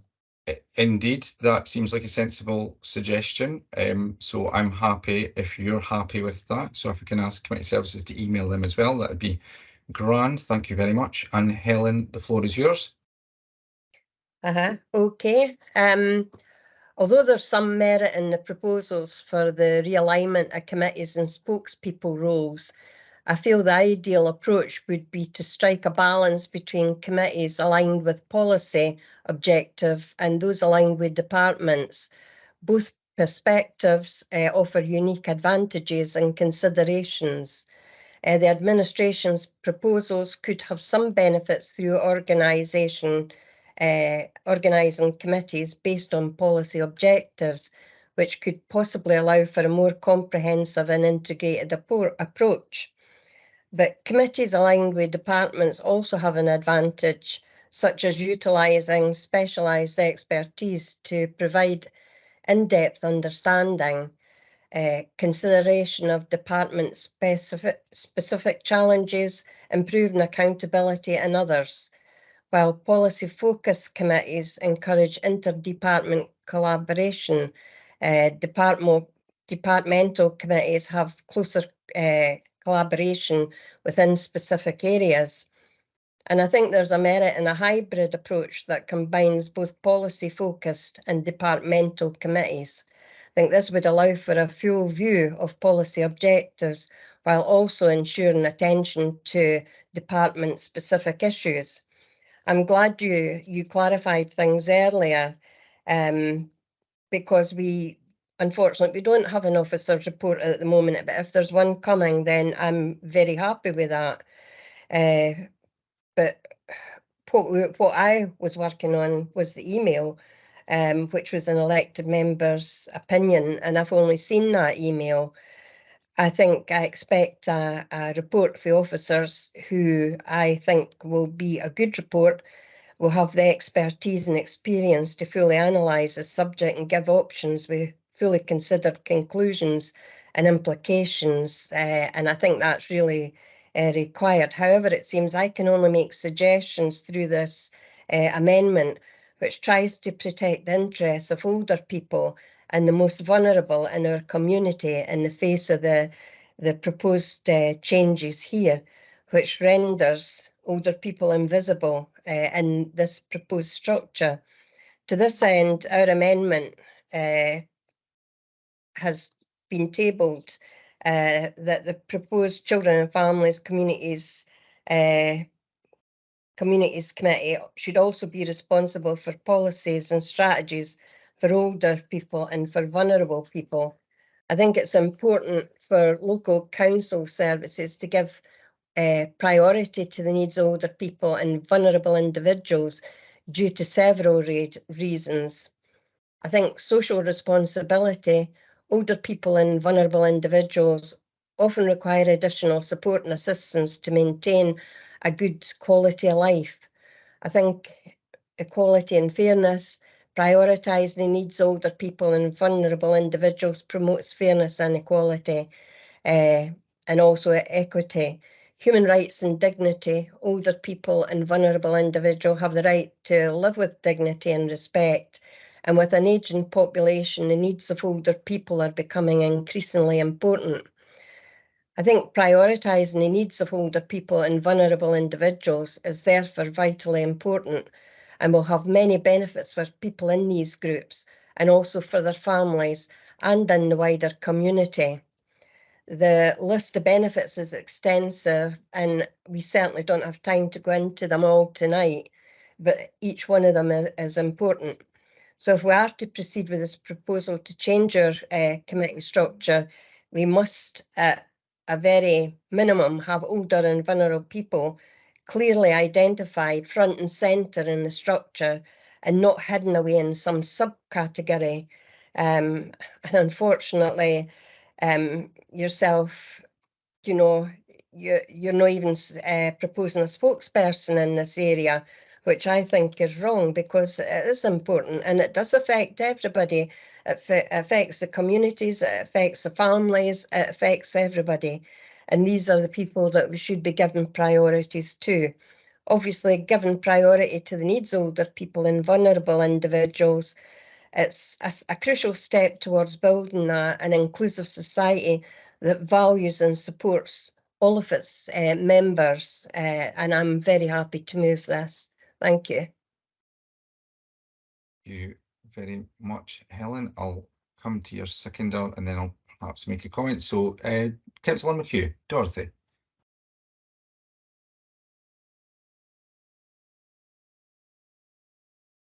Dorothy, are you there? I'm so sorry, I was on mute. That's all right. People aged 65 and over make up around 18% of the city's population, and that's about 26,000 citizens. And by 2028, this number is projected to increase to around 29,000, accounting for 19.5% of our population. Finding statistics for the number of people in Dundee with a disability or a long-term health condition was challenging, but the consensus appears to be that around 20% of our citizens fall into that category. The number for Dundee may, of course, be higher when health inequalities are factored in. And these two groups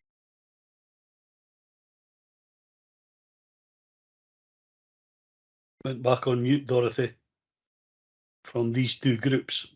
Sorry, are not mutually exclusive.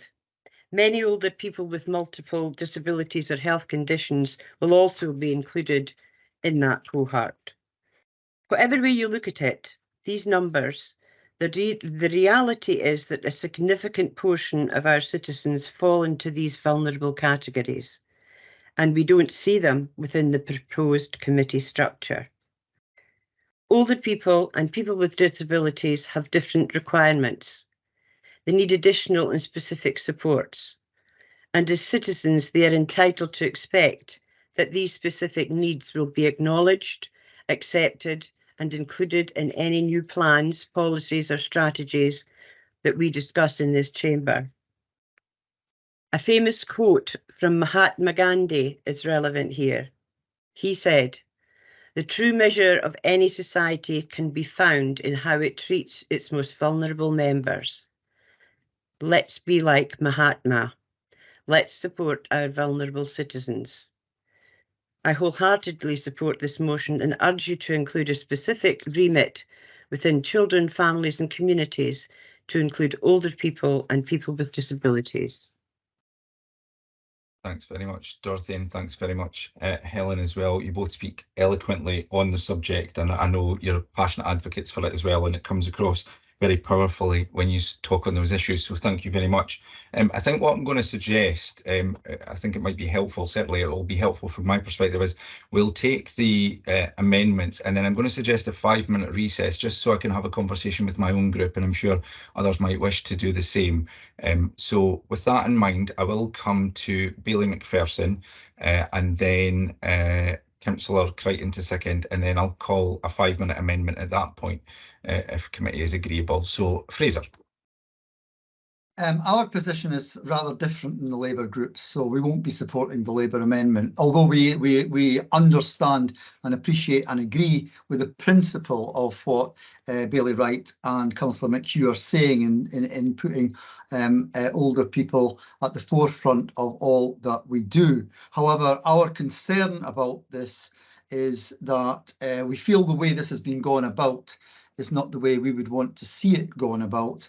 And we feel we have one particular concern about what's being proposed, but we also feel that the alignment of departments to committees actually has a lot of merit because the public understand it.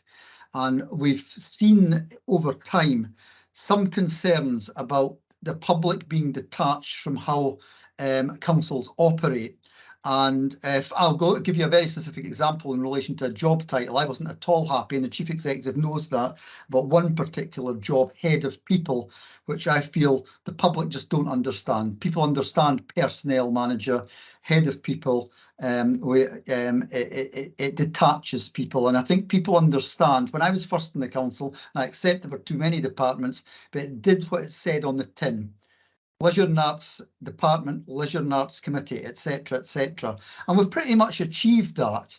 I remember actually arguing some years ago when development quality was being changed to development management that it wouldn't it be a good idea if it was called the Planning Committee. I was voted down at that time, but in due course everybody caught up and that was finally agreed. I like things that, if you like, it says what it does on the tin and people understand where reports will actually go. However, our major concern, but we're happy to have the conversation, and I'll come on to why we think this is all going about really a little bit the wrong way. We have a particular concern, and that is around the scrutiny of police and fire. Because if this is agreed tonight, if we understand it correctly, the ability in the formal committee for scrutiny of police and fire will be removed from 21 members of the council and will be added only to the scrutiny committee, which only has 8 members on it. Now, there are 2 concerns around that. One is that it's effectively removing 21 members of the council from the scrutiny of police and fire. And secondly, it's around the fact that it loads onto scrutiny, which already spends a long time on things like accounts and audit and external inspection reports. It adds that, and I've got a concern that the good work that's done in the scrutiny committee will be swamped with police and fire, and the fact that actually only 8 members will be debating that. We feel that the best approach to all this would have been to have a short life working group with a majority for the administration, say 5, 2, 1 and 1. Would have been absolutely fine. And when I say short life, a couple of meetings to see what consensus could have been achieved. And at the end of the day, the administration will do what it wants. But my argument on this is, if you want changes to committee structures to survive a change in administration at some point in the future, you want to try your best to get as much consensus as you can. Now, we have some other issues around committees. One is, and this is not a swipe at the administration, because I think the vast majority of conveners do a really good job and understand standing orders, but we have had occasions when, and it's not an unreasonable expectation, that we expect conveners to have a good idea of standing orders, the order of business and procedure. And we have a particular concern about one particular thing that happened back in March, which we would consider overreach when a perfectly reasonable question on a very large tender was frankly just blackballed. And that has caused bad blood, and that's not a good thing, because you see when conveners basically block a question because they don't like it, you see what happens on some other councils where there is bad blood between groups, and that is not, and I would say not a good thing. So the way we would have approached this is to suggest a short life working group to see what consensus could have been achieved. We don't really like this sort of, what would I call it, Toy Town version of Tony Blair's sofa government of pop in and see me. I think putting it on a formal footing of having a short life working group would have been a much better way of going about this. But our fundamental concern is really around the audit of police and fire. If you want our honest opinion as a group, we feel that the best way of dealing with police and fire is actually to have a separate board, aside from Monday nights at 5 o'clock, a separate board for police and fire. They're not decision-making matters. So does it need to be on a committee? If you had it on a board, you could have everybody as members, you could have a different time of day. Not everybody would necessarily come each time, but it would at least not cut 21 members of the council out of the scrutiny of police and fire, because I think that's really detrimental. So in light of the fact that that's not happened, we are suggesting no change to the current structure and arrangement at this time. But we would be open to future discussion, no matter what happens tonight. And I think we all know what's going to happen tonight, but no matter what happens tonight, we're happy if it's done in a proper and formal way through short life working groups of looking at the structure to see if we can get good consensus across the council into the future, so that any changes in the structure that we have would survive a change in administration, because we're not all itching to change it all back or whatever, because our view of it wasn't really taken into account when the last change was made. Thanks, Bailey McPherson. There's a few things to unpack, and then I'll come to your colleague. And first of all, I think I'll say this publicly. I think it would be really worthwhile and valuable for us to sit down and have a coffee, because there's certainly no bad blood on my end, and any decisions or views that I express are genuinely held, and not for any other reason than I did not believe it was relevant to the item before us. But I don't want to rake over old coals. You hold your view, I hold mine, and I respectfully disagree on that basis. Just to say, I hear your point on the public view in terms of doing exactly what it says on the tin, the dry seal test, I suppose. And I would probably argue the counter in that not everybody does know what neighbourhood services represents, and who covers climate change, and who covers some of the other important issues like economic growth. So I think, again, I've tried to bring an element of simplicity and clarity through these proposals, but I gladly accept that not everybody will agree on that or support that. But thank you very much for your comments nonetheless. I'll bring in Councillor Crichton to second, I think. Yep, thank you, Convener, and I agree with everything Bill McPherson said. We had a chat about this as a group, and yeah, just the fact that 21 councillors are being cut from police and fire, and also the scrutiny committee being clogged up. It's already got audit reports, inspection reports, etc. So we don't believe it's appropriate. And just the way that's been gone about, as Bill McPherson said, when you're changing the structures, I think it needs to be a different approach. And what's happened tonight and previous few weeks, as a group, we don't think it's appropriate. So that's why we won't be supporting tonight. Okay, thank you. Short and sweet. Thanks very much, Michael. So as per my previous suggestion, I'm going to call a 5-minute recess with your agreement, which would mean we come back at, let's say, 18:48 after some further discussion, and we'll pick up the item at that point. Thank you very much, everyone. Thanks, folks. Sorry for the slightly later return. Let's make sure everybody's on the call. So I wanted to, I suppose, direct this more so to Bailey Wright and Councillor McHugh in particular. So I absolutely hear what you're saying in terms of the reflection of the importance of that role.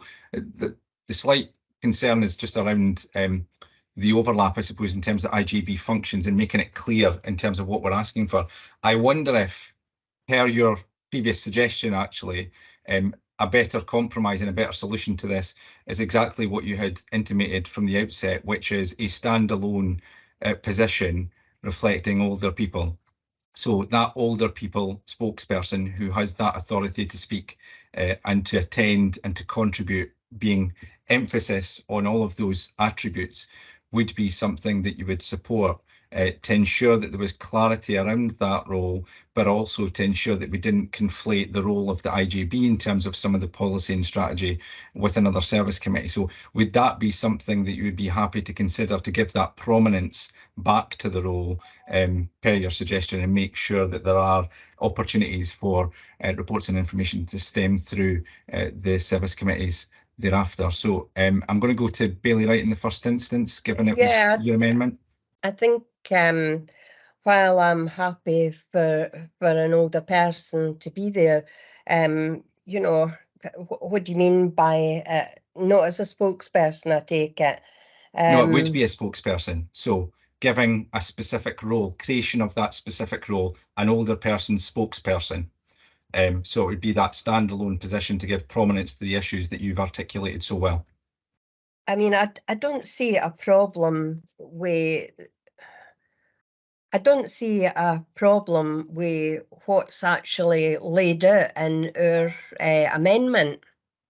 It's only saying, like you have said, proposed children and families and communities committee should also be responsible for policies and strategies for older people and vulnerable people. Is that not acceptable to your group?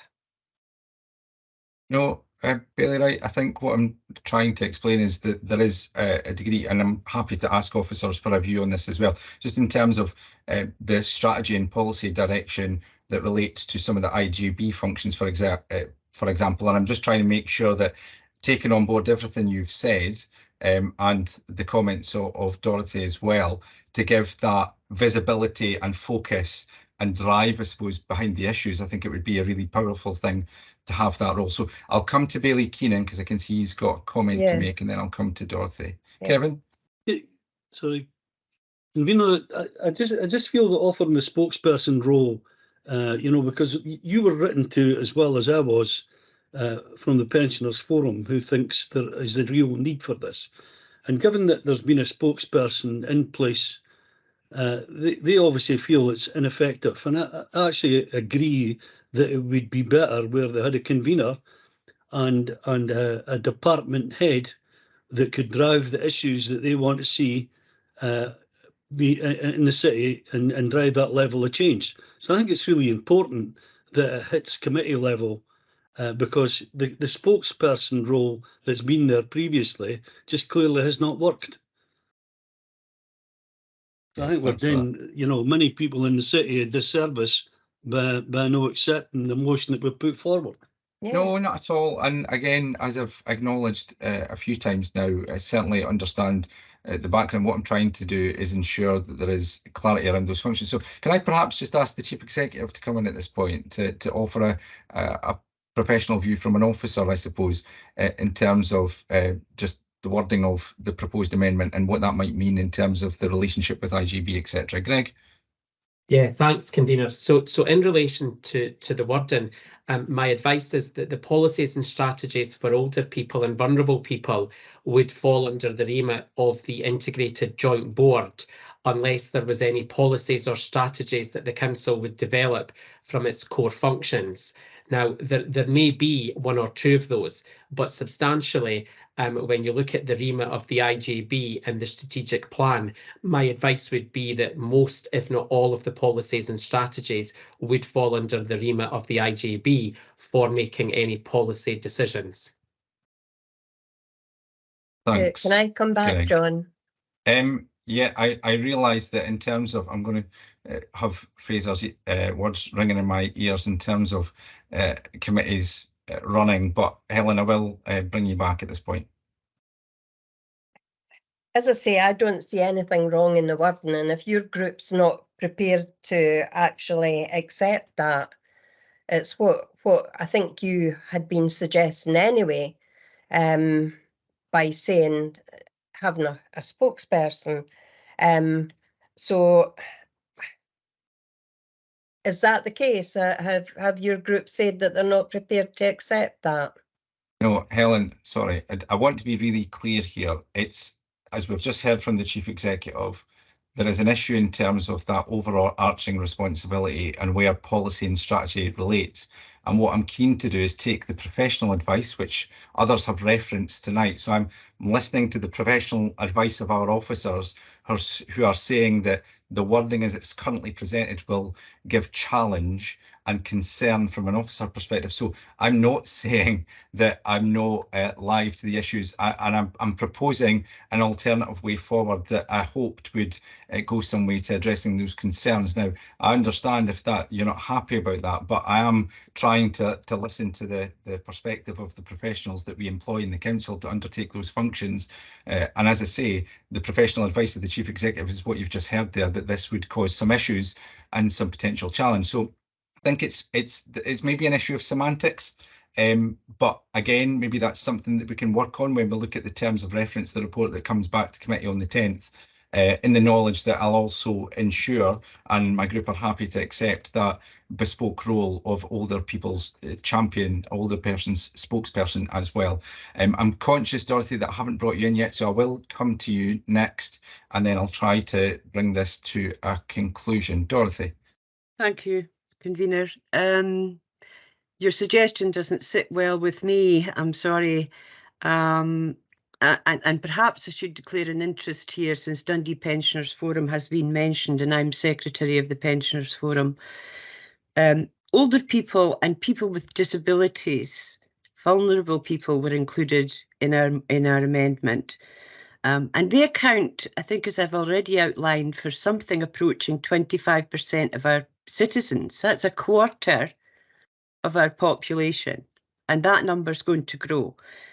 So what I think you're suggesting doesn't seem to me to be very different from what we have at the moment, which is a pensioners champion. And as has already been said, that hasn't worked particularly well, certainly over the past year. There are more. I sit on the Integrated Joint Board. There's more than health and social care affecting older people. There are services, there's transport, there's engagement, there's hearing their voice. So I don't think it's an option to say, oh, that's looked after by the Health and Social Care Partnership. There are other things apart from their remit that affect older people and people with disabilities in our community. So I'm not minded to support your proposal. Okay, that's fair enough. And unfortunately, I think because we're broadly in agreement, I think, on the substance here, really. And I don't think anybody's saying, particularly the Chief Executive, although I won't speak for him, are saying that everything sits within the IJB. It's more the reference to essentially, you know, all strategy and policy. So those functions will be reported through the committee process as they currently are. So, for example, protected people and vulnerable people, we have annual reports that come through the committee system. That will continue to come through the committee system. So there's no suggestion that the information you're looking for isn't going to come through the reporting mechanism. I think the concern is in, forgive me for my loose language, but pigeonholing it within that particular service area does not necessarily chime with the way in which the interaction with the IJB operates. So I think there is, you're absolutely right, it's far beyond that. There is reporting mechanisms, and we just had a report very recently on the work that was undertaken with Citizens Advice Bureau and the Johnson Bequest Fund, specifically around older people. And that type of reporting will continue to come through committee as it does at the present time. It goes through P&R at the present time, as do the reports on vulnerable people and protected people as well. So I want to reassure you that all of that is going to continue to come through committee. All 29 elected members will continue to sit on those service committees, so you will absolutely have no change in how you scrutinise and engage with that type of documentation. I'm going on the advice, as we've heard from officers, in terms of that specific wording around policy and strategy and all of that sitting within Children and Families Service. So I'm disappointed, I suppose, that we couldn't bridge the divide. I'm going to make an amendment to my amendment to reflect what I've suggested.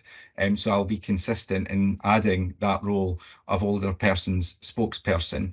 I appreciate that it perhaps doesn't go to where you want it to go, but I want to reassure you that it's of paramount importance. It's of paramount importance. It will be reflected in strategies and policies going forward. It will be reported through the committee structure, but based upon the officer advice that we've received tonight, I don't think it's wise to move forward in the way that was suggested. So it's unfortunate that we can't come to an agreement. I hope you'll take both my comments and my amendment in the spirit they're offered, even if you can't support them. But I will, at this point, I think, move to the vote to bring this to a conclusion. So thank you all for your contributions, and Willie will move to the vote. Do you want to, or can perhaps ask Roger to just explain the process, given that we've got the motion and the two amendments? Roger? Thank you very much, convener. So the motion in the name of Councillor Alexander, seconded by Bailey Soares, is as circulated, with the addition of the appointment of a spokesperson for older people. The amendment by Bailey Wright, seconded by Councillor McHugh, is as circulated, Mr. Waddle will call each elected member's name. Would you then please indicate whether you're voting for the motion or the amendment? Thank you. Okay, thank you very much. Now proceeding to the vote. Convener. Motion. Councillor Anderson. Motion. Lord Provost Campbell. Motion. Deputy Lord Provost Cardell. Motion. Thank you. Bailey Dawson. The motion. Councillor Nakla. Excuse me. Motion. Thank you. Councillor Flynn. Motion. Councillor Hunter. Motion. Councillor Lynn. Motion. Bailey Roberts. Motion. Thank you. Councillor Rome. Motion. Bailey Soares. Motion. Councillor Short. The motion. Thank you. Councillor Smith. Motion. Thank you. Councillor Toland.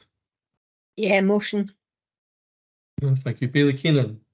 Amendment. Councillor Cruikshank. Amendment. Councillor Finnegan. Amendment. Councillor McHugh. Amendment. Councillor McIrvin. Amendment. Councillor Malone. The amendment. Councillor Scullen. Amendment. Councillor Shears. Amendment. Bailey Wright. Sorry, amendment. Thank you. Bailey McPherson. No vote.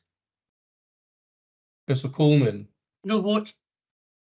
Councillor Creighton. No vote. Councillor Duncan. No vote. Bailey Scott. Amendment. Yeah, it gives you 15 for the motion and 10 for the amendment. The motion is currently carried. Thanks, Willie. Thank you, Convener. At this stage, the motion moved by Councillor Alexander and Bailey Soares is as indicated earlier as circulated with the addition of the appointment of a spokesperson for older people. The amendment by Bailey McPherson, seconded by Councillor Crichton, is as circulated. Again, Mr. Waddle will call each elected member's name. Would you please indicate whether you're voting for the motion or the amendment? Thank you. Okay, thank you very much. And proceeding with the vote, Convener. Motion. Councillor Anderson. Motion. Lord Provost Campbell. Motion. Deputy Lord Provost Cardell. Motion.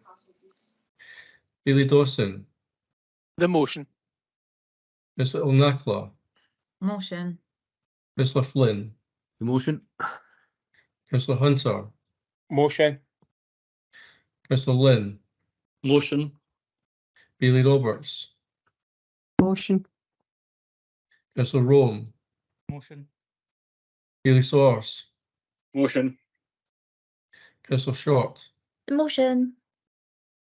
Councillor Smith. Motion. Councillor Toland. Motion. Sorry, Councillor Toland. Oh, motion. Thank you. Bailey Keenan. No vote. Councillor Cruikshank. No vote. Councillor Finnegan. No vote. Councillor McHugh. Councillor McHugh.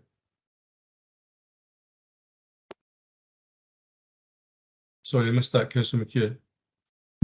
No vote. Thank you. Councillor McIrvin.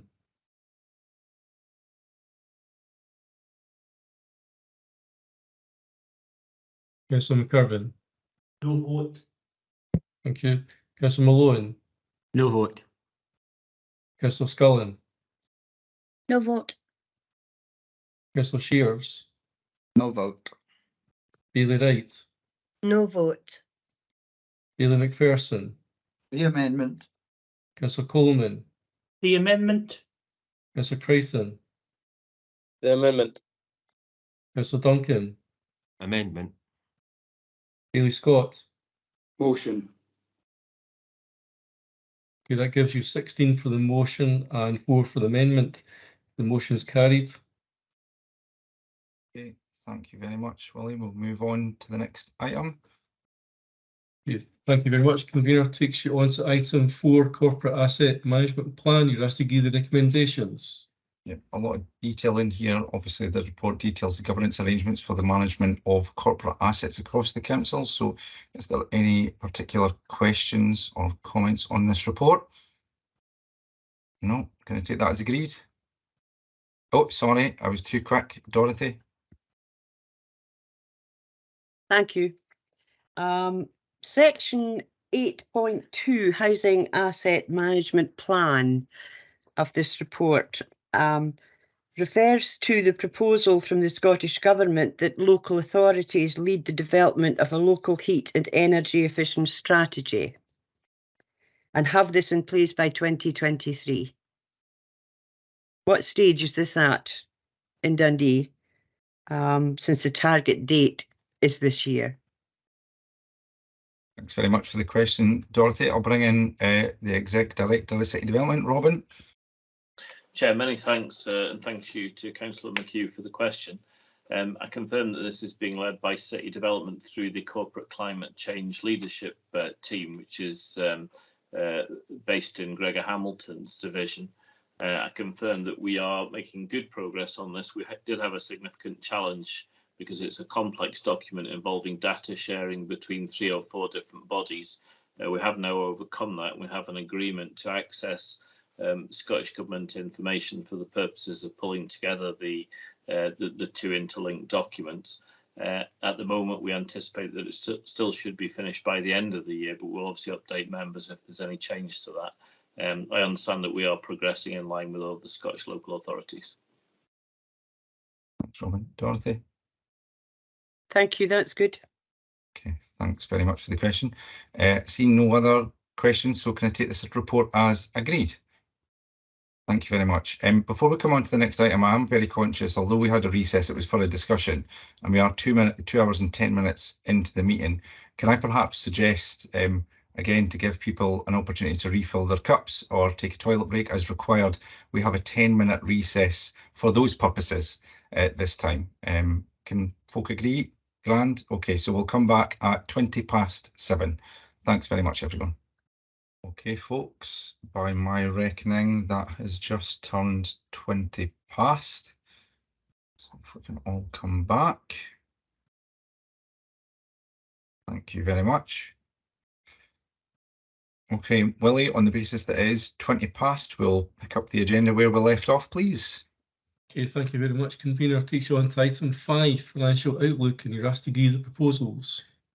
Yeah, obviously the report speaks for itself, sets out what is a very challenging outlook financially for us going forward as well. And clearly at this point in time, there's an absence of clarity around some of that. And that is why the recommendations within the report is as they are, asking officers to bring back a further report with information. And also at 5.2, it does note that officers will be updating those projections on the basis of the financial outlook, which will come back to committee for further consideration.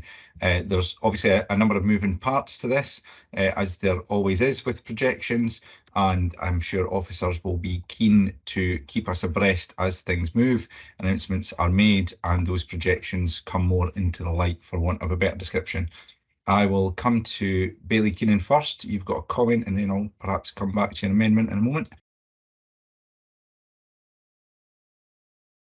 You're on mute, Kevin. I was going to ask that you could ask the officers to circulate the amendment. I think the amendment speaks volumes in relation to where we've been, given that, I see that we've, as a council, have had to make somewhere in the region of £161 million worth of cuts over the last 13 years.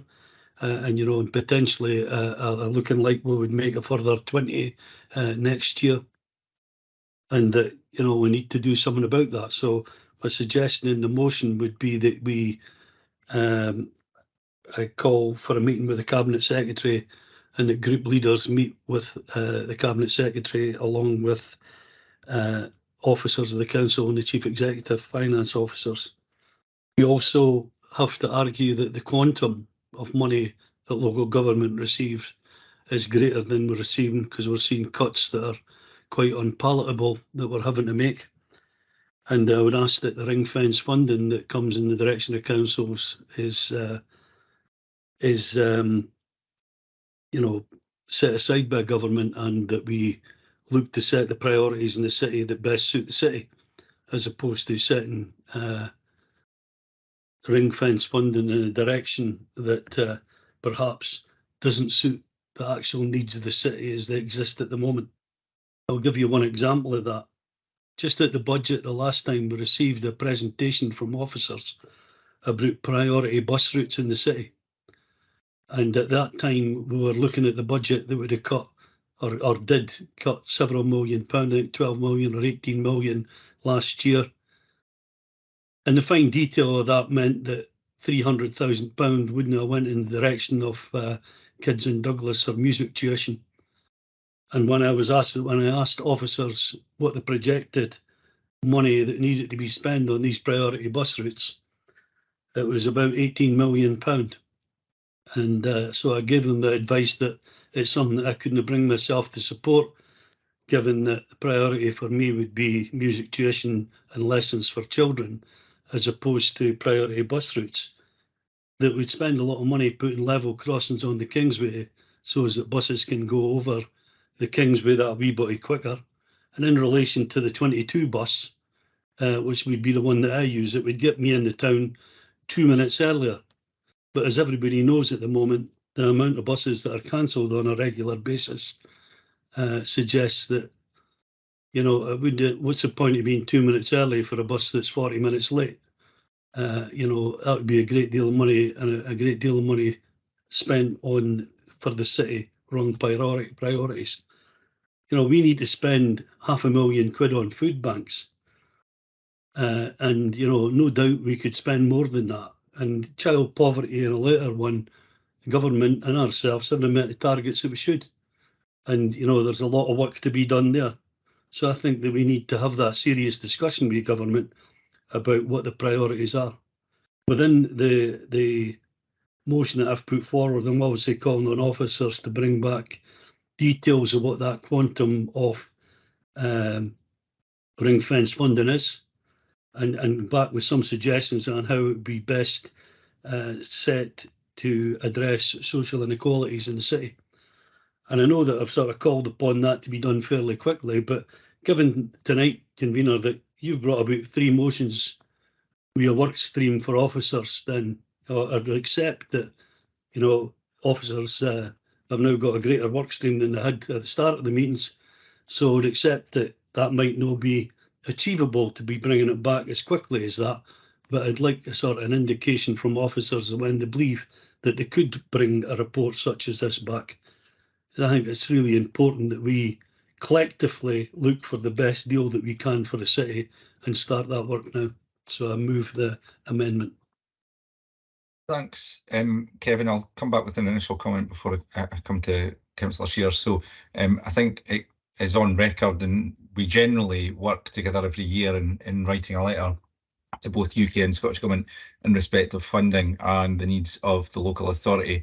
And it goes without saying that that kind of approach, I think, is always useful, where we are continuing to advocate and represent the city to everyone and anyone that's willing to listen to us. So I'm always happy to engage in whatever form. And it's worth saying that I have been very pleased with the way in which the new cabinet has engaged. So I know that the local minister for the Minister for Local Government, Joe Fitzpatrick, happens to be our local MSP, has met with all 32 local authority leaders. But likewise, I know that other cabinet secretaries have been doing very similar approaches. So I'm sure it would be received in those terms and taken forward. So again, content to engage with ministers, and I'm sure they would welcome the opportunity to engage with us as a council as well. I would also reflect that some of this is arguably superfluous, in the sense that there has recently been causal discussion, and as you'll know, there's a body of work being undertaken in terms of the New Deal for Scottish Government at the behest of the First Minister. And I think it's really important that we are united in supporting that work. So again, part of that is about looking at ring fencing, areas of flexibility and new powers and levers for local government. So it's certainly in that vein of the work that's already been undertaken by Scottish Government, and very supportive of that approach. I was pleased to hear your willingness to be flexible in terms of report. The one thing I would say, just in response, is whilst I acknowledge the intention and what you're saying in terms of the report around ring fencing and social inequalities, and there's no bigger advocate for further investment in social inequalities than myself and my team, but also being mindful that some of the areas of ring fencing are areas that are a priority for all of us, I think. So particularly if we look at children, family service and education in early years in particular, I wouldn't necessarily want to see money being pulled out of one area only to compromise our ability to address things like educational attainment. And I know that's not your intention either. So it's, I suppose, with that caveat on being clear that any suggestions or recommendations do have an impact elsewhere if you're taking money away from one area of service that might well be a political priority as well. But that's my tuppence worth, and now I'll come to Councillor Shears to second your proposal. Thanks. Thanks for that, and I'll keep it short because Kevin has said a lot of what needs to be said, but I mentioned it at the budget, and I think it's quite pertinent to this as well, is that every single member in here is here because we want to do the best for Dundee. We disagree on how to go about it sometimes, which is why we're in different political parties. But I think getting all the parties around the table with a finance officer does give us the best chance of making that case for Dundee. If you look at some of the statistics that have come out in the city at the moment, they're really worrying, particularly the one about us being Scotland's most violent city at the moment. Now, we can't control police budgets or police activity, but we know things like diversionary activities, early years intervention can help those things. But the fact is we don't have enough money to do what any of us want to do, any party, any councillor, and we're looking at further and further cuts through the years to come. So I really hope that you can accept this amendment and that the Scottish Government is willing to meet with all the leaders of the parties here, because I think it's really important that when it comes to the budget, it's something that affects us all as citizens, as councillors, and we need to have a joint approach putting the case for Dundee forward. Thank you. Thanks very much, Pete. And in that vein, and just going back on my comments, I should have been clear, and apologies. But I would also probably like to add that we also reflect and add our voice in writing to the UK Government, and particularly on that social justice agenda, given that's the last bullet point of the motion. I'm sure you'll be happy to incorporate that point, Kevin. But with that addition, I think, again, we can move forward with a voice of consensus in terms of reflecting our shared ambition and wanting to make sure that we do the most for the people in the city with whatever resources are available to do so. And I had a very interesting meeting with Michael Gove recently in Dundee, talking about levelling up and the inadequacies of that process. And I think it's useful that we continue to push all of those various elements of the conversation to those with responsibility and the ability to bring some influence to bear. I'll come to Bailey McPherson, I think is the comment I've got next.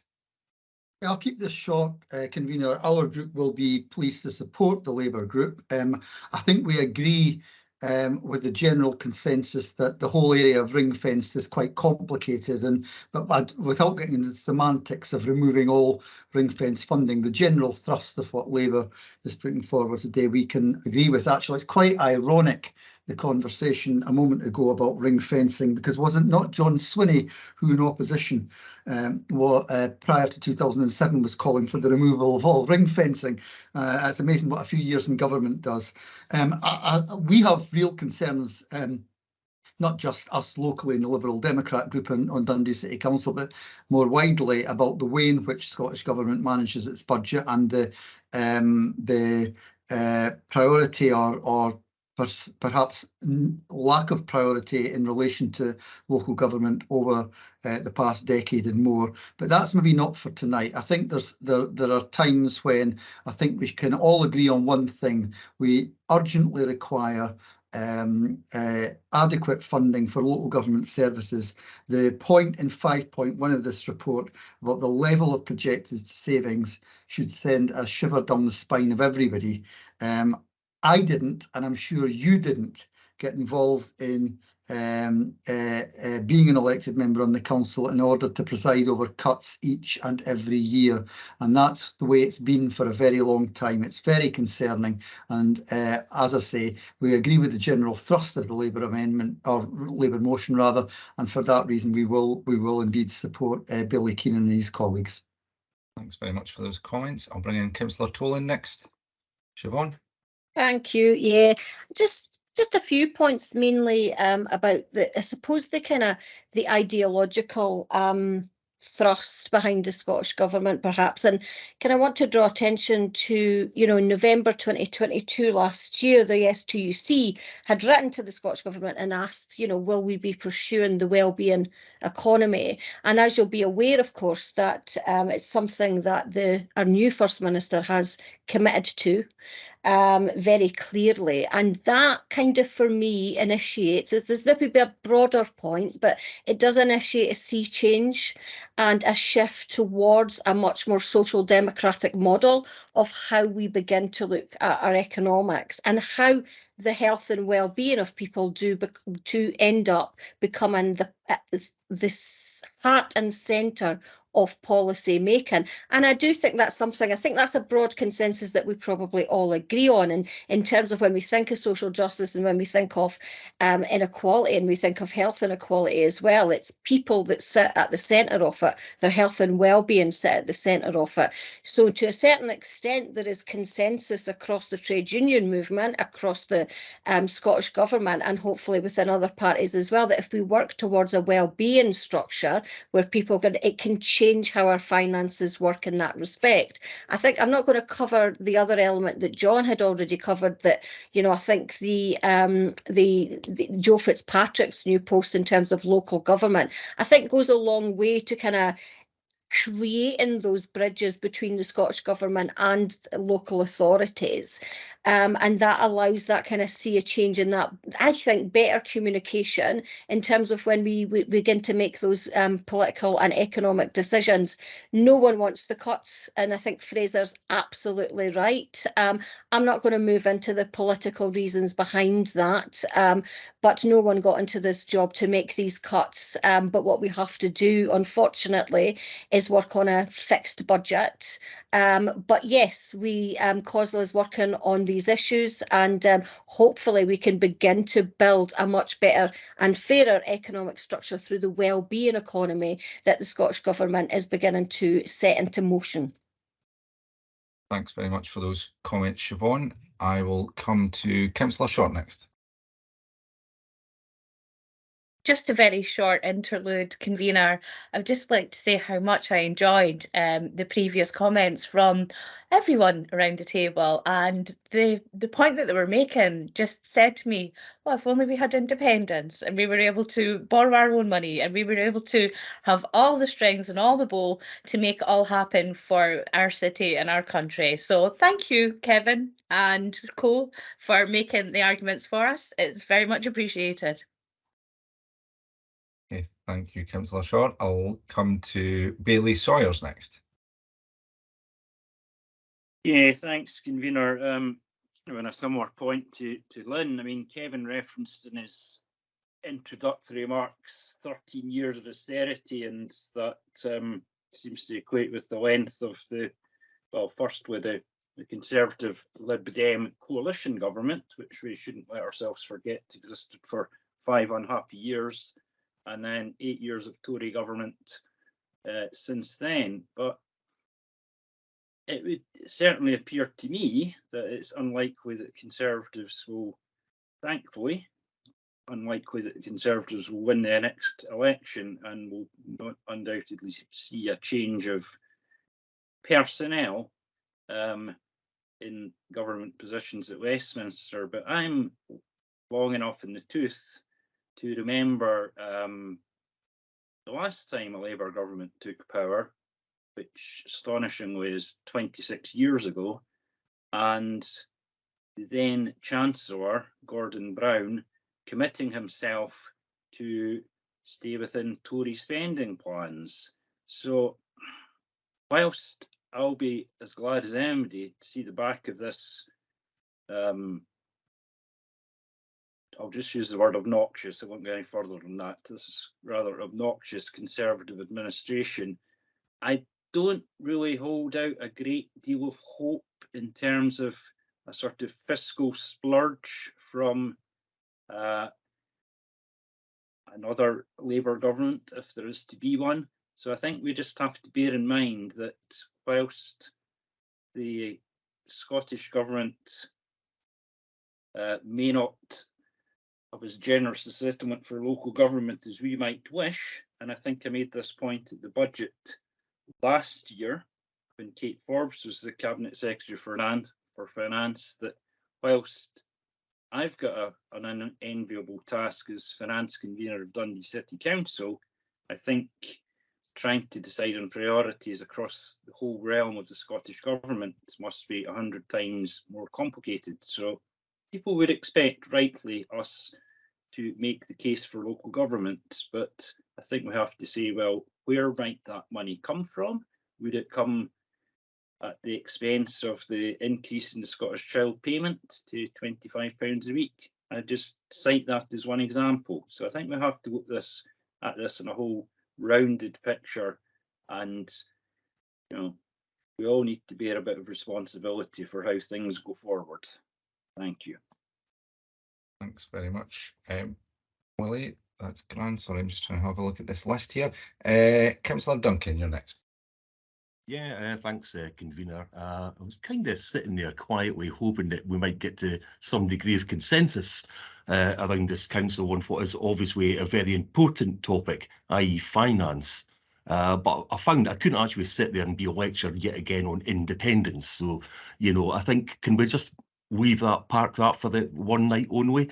The truth of the matter is, and I'll go to what Bailey Sawyers has mentioned, at previous budgets. I have mentioned at previous budget settings that the truth of the matter is that neither Westminster nor Holyrood has ever prioritised local government. We all know who runs the shows, and that's just the truth. So it's a pity to have, this white independence spat all the time. If that's what you believe in, that's great. But, I wish some people would just maybe for one night only get past that and try and see the bigger picture for Dundee City Council, because whoever we are in Dundee, it doesn't matter, if we want indie or we don't, or we're bored with it or haven't made up our minds. Money matters to all of us. There's real poverty here in this city, and I'd like to see this council do what it can in the most collegiate manner to do the best that we can for all of the people in Dundee. Thanks. Thanks very much, Craig. Not to speak for other members, but I think it's perfectly legitimate, just as you have just made a contribution, for any member of this council to express their view on any issue. It doesn't change the substance of what's being proposed, but I think adding their narrative and their perspective is really valuable.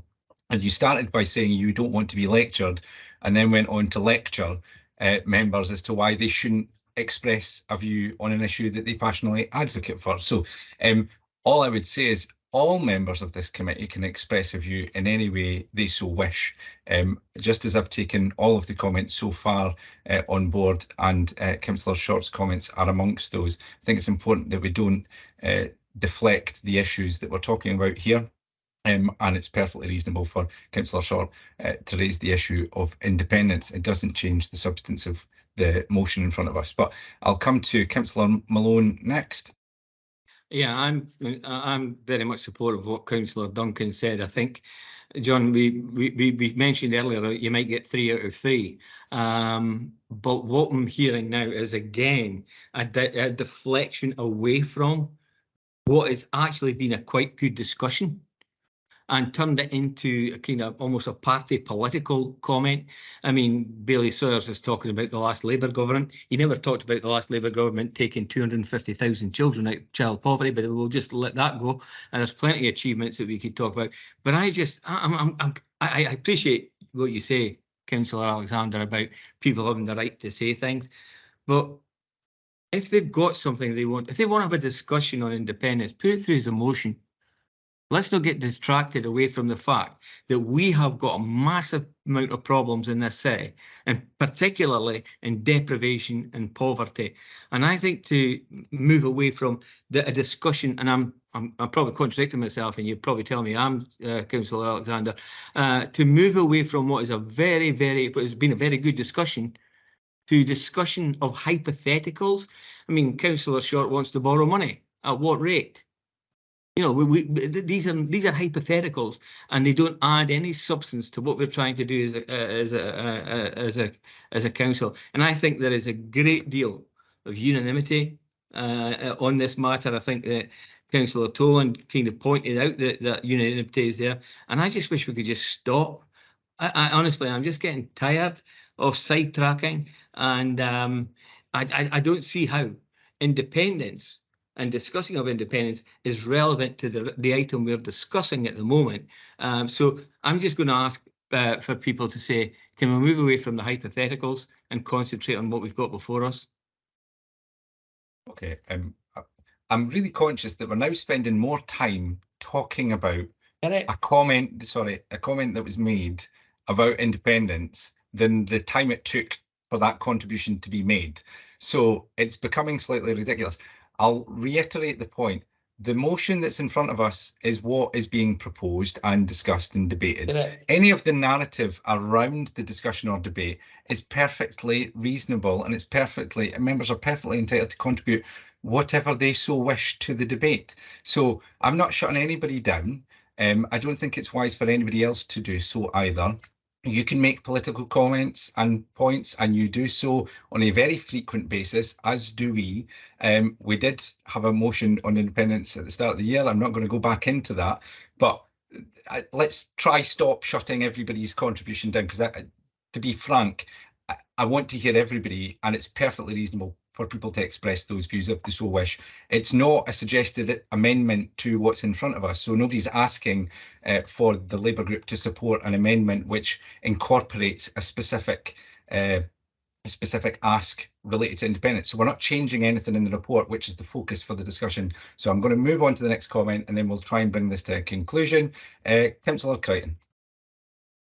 Thank you, Convener, and I'll be quick because I'm reiterating what Councillor Malone and Duncan said. But this is an important issue, and then it got completely sidetracked again for another time. And if people on this council aren't happy with dealing with Dundee City Council matters, then they simply don't have to be here. They can go get elected to become an MSP or an MP. And I just think this silly comments around the Constitution, and then, you know what, you had a convention in the Caird Hall, and you guys can say, or you can tweet what you think. But I think if the people of Dundee actually watched what's been going on for the past 15 minutes during the political climate and the financial climate right now, I think they'd be embarrassed in this chamber and what the discussion. And I think me and Councillor Malone and Councillor Duncan, I've said about 5 times this year around these issues. So that's why we're bringing it up, because I'm just sick, I'm frustrated, because it's actually embarrassing now. So that's all I've got to say on the matter. I hope we all can start actually talking about the financial issues of this council rather than talking about Labour governments back in the day. You know what? We could go and do we could say anything about other parties, but it just is quite frankly embarrassing. Well, you and I agree on something that we've spent. You're complaining about the last 15 minutes, and I'm starting to get a little bit annoyed now. We've spent 13 of that opposition members decrying another member for making a contribution. So if anybody is trying to shut down debate or discussion, it's certainly not a member of my group. This is becoming farcical and not at the behest of one member's contribution to this debate. So I will not be lectured by any member of the opposition on who can make what contribution or what contribution they can make. We are politicians elected on a party mandate. If that doesn't sit well with you, perhaps it's another reflection that you need to make rather than my members need to make. We are here on a mandate which included for the SNP, and I'll happily provide you with a copy of our excellent manifesto, which we intend to deliver in full, including mention of independence. Now, if anybody has derailed the conversation, it certainly isn't my group, and I'm becoming increasingly frustrated by the nature of this conversation, by members who are no longer talking about the substance of what we're here to talk about. You're the ones talking about independence. So let's get back to the point. Charlie, I'm not going to bring you back in because you have already made a contribution. I'm going to bring this to a conclusion, as I've already said. With the suggested amendment that I've mentioned, John, Kevin, I had my hand up for a while. So I don't know if you've seen it. Oh, sorry, Nadia, we do always ask that you put a comment rather than hands up function, because I can't see Sorry. everybody on my screen. But on the basis that you haven't come in yet, I will let you come in since I missed your hand. Apologies. Oh, excuse me, everyone, after a year. I find it really upsetting that many parties can talk about being collegial, and yet when someone mentions something they don't agree with, it comes to belittling and actually just plain disrespect.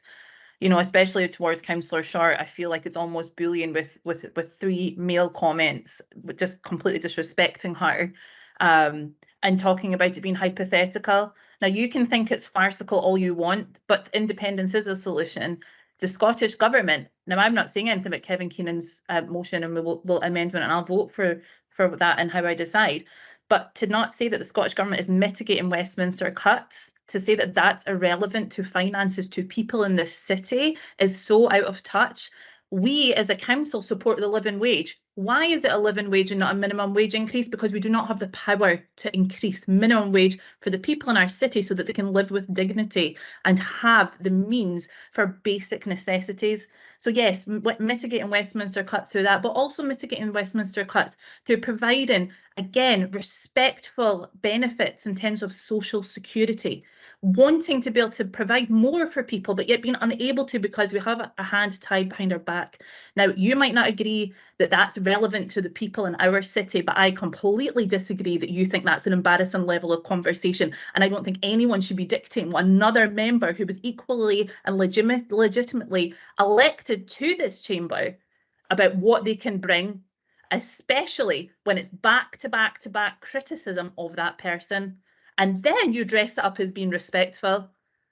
So the Scottish Government, right to them, there's so many things that all of you, through your wealth of experience in life and as councillors, and possibly to go on, some of you may go on as members of Scottish Parliament, MPs, because we have cross-government and you all have amazing skills that you could take forward.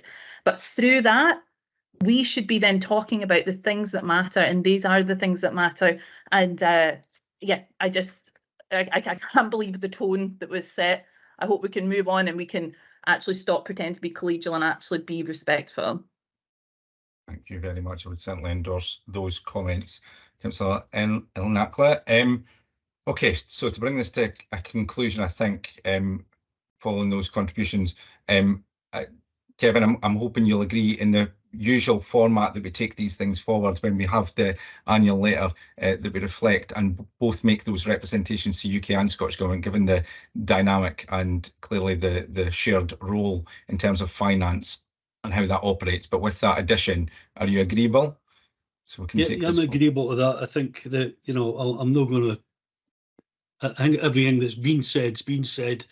You know, I think it has been a distraction for where we'd want to be. However, I think it's really important that we do the best for the citizens of Dundee. You know, there has been, and I get the bit about, you know, not all ring fence funding. You would want it to be removed. Obviously, the ring fence funding that was taken away from our schools was taken away by the Scottish Government. And, you know, if anything, it's probably an area that we would like to resource further. However, I think the motion is about trying to get the best deal that we can, and that's an increase to the quantum of cash that we've got. So I agree with you. Thanks. On that basis, is there any dissenting voices? Can we take that as agreed? Thank you very much. We shall move on to the next item. Willie. Okay, thank you. Takes on to item 6, Local Code of Corporate Governance. You're asked to agree the recommendations. Again, fairly thorough report, hopefully self-explanatory. Any questions, comments on this? I'm going to be a wee bit more generous with my pause because I was too quick last time. Okay. No, can this be agreed? Thank you very much. Willie. Okay, thank you. Item 7 is a Council Plan Progress Report. You're asked to agree proposals. Obviously, this is a really substantive piece of work, and I thank officers for bringing it forward. I also, again, want to reflect on the format it's brought forward because I think it's really useful to see it in the way that it's presented within the report. And it highlights overall that 55% of the performance indicators in the plan have improved since the baseline in the plan. 12 out of the 22 measures have been met or are at least within 5% of the ambitious target that we set within the plan as well. And I think in particular, 4 out of the 6 performance indicators under the theme of reduced child poverty and inequality, given the conversation we've just had, have achieved improvement over the baseline figures. Now, I think we'd all acknowledge that there's far more that we need to do in the city, and we're certainly all up for the challenge. It's the motivation that gets me out of bed in the morning in terms of tackling those social inequalities that exist in our city. I'm sure it's the same for you as well, and this report is helpful for monitoring our progress against each of those targets. So I'll just move on to questions. Councillor Coleman. Thank you, Mr. Convener. Page 95 highlights that school attendance rates for children and young people in SIMD 1 is down some 1.1%, which is rather concerning. What do officers feel are the reasons for this, and how is this being addressed, as it is vital that it is improved? Sorry, I couldn't quite get myself off mute quick enough there. I will ask Paul if he could come in and offer a response to that, Paul Fleming. Thank you very much, Convener. Thank you, Councillor Coleman. The reasons for absence can be quite multifaceted. For example, they could be related to emotionally based school avoidance, which we're seeing a subtle increase as a result of COVID. So there are a number of different reasons for this. This is a priority for the Children and Family Service, and we're working right across the service and indeed with other partners looking at transformation project or programme around improving school attendance for all young people, with a particular focus on those young people who are disadvantaged. That does include young people living in the most deprived areas, but also includes young people who, for example, have additional support needs. So it will feature in our new service improvement plan, which I referenced in our Children and Family Service Committee area, which will come to our Children and Family Service Committee in September, a project working with partners to improve school attendance. We're also liaising with other local authorities who are experiencing the exact same challenges around school attendance, and in particular for those young people who have particular disadvantages. I'm happy to go into further detail, and Convener and Councillor out with the committee if you would like further information. Thanks very much. Paul, you happy with that, Daniel? Yes, thank you, Mr. Convener. Thank you, Mr. Fleming. Thank you. Okay, Councillor Crichton. Thank you, Convener. I've previously raised concerns about the little progress around community asset transfers. The plan on page 117 indicates that the community asset transfers will be taken forward as part of the kind of community wealth fund, or community wealth building, should I say. But what in practice has kind of really changed, and how will that kind of improve our position? I do acknowledge the issues that have been had, but obviously we need to see some progress here. And thanks very much for the question. I think we've still got Robin on the call, so can I come to Robin in the first instance? Yeah, Chair, I think it's important to note that the figures before members relate to formal community asset transfers under the Community Asset Transfer Scheme. And I think as those who've been more closely involved will recognise, it's quite a cumbersome piece of legislation, and it can take some time to process. What we've tended to do as a council is to focus on concessionary rentals on properties, and that has 2 benefits. First of all, it allows us to move forward immediately, rather than having to go through the formal process. And secondly, it allows us to maintain long-term control over the property in the event that a community organisation were to fold. We wouldn't want to see that lost to the people of Dundee. So it's an approach which is very much welcomed, I think, by the third sector. And we've had a number of very significant successes over the past couple of years, including Duddup Castle, Lynch Centre, I think Fintry Nursery as well. So a number of important successes. We are continuing to market some other properties such as Mitchell Street, with the hope that we can secure a third sector partner for that, and hopefully reassures Councillor Crichton that we are very committed to this agenda, albeit not using the actual legislation for community asset transfers. Thanks, Robin. That answer your question, Michael? Yes, thanks, John. Thanks very much. Dorothy, I'll just check with you. I know you said it's a similar question, but anything else you wanted to pick up? Could I just please? Of course. Apparently there were 10 initial inquiries for community asset transfers in 22-23. I'd be interested to know, how many of these progress to completion. Is there any plans to bring a report on that to council? Thanks, Dorothy. I'm not sure, officer, we'd have all the detail on those 10 to hand, so it might be something to follow up after committee. I know Marie Daly, Head of Communities, is on the call. Marie, is there anything you would like to add at this point? Thanks, Councillor Alexander. Just what you've said, I don't have the detail to hand, but I could follow up and probably would just echo the comments that Robin made, that the current process is very cumbersome and it means that a lot of groups can't actually complete under the Act. So I think any changes that we look at making will make it easier, and we will see more asset transfers, but I'm happy to get that information to you. Thanks very much, Marie. That's appreciated. Fraser. I would just make a comment in relation to the asset transfers. I'm very grateful for what Marie had to say there, because I think it is an area where we do wish to see further progress. I get all the thing about the formal process. Don't really care if it goes through that formal process or it's achieved by other means in a less informal way. And I take Robin's point regarding things like concessionary rentals and so on. I think the fundamental point, and I keep banging on about the Mitchell Street Centre, as Marie knows only too well, I'm just very keen that where we have an asset that's not being used, that the community have use of that, that it goes to a good positive use rather than sitting empty. But I'm very grateful for Marie's input there. My question has nothing to do with that, by the way. On page 88 of the plan, it highlights the total number of opportunities provided to young people by the council, such as traineeships and apprenticeships, is lower compared to previous years. As we need to continue developing the young workforce, can officers explain the drop and further explain how this is currently being addressed and indeed going forward? Thanks very much for the question, Fraser. I think we've got Francis on the call, so can I perhaps ask Francis to come in and give an input into that question?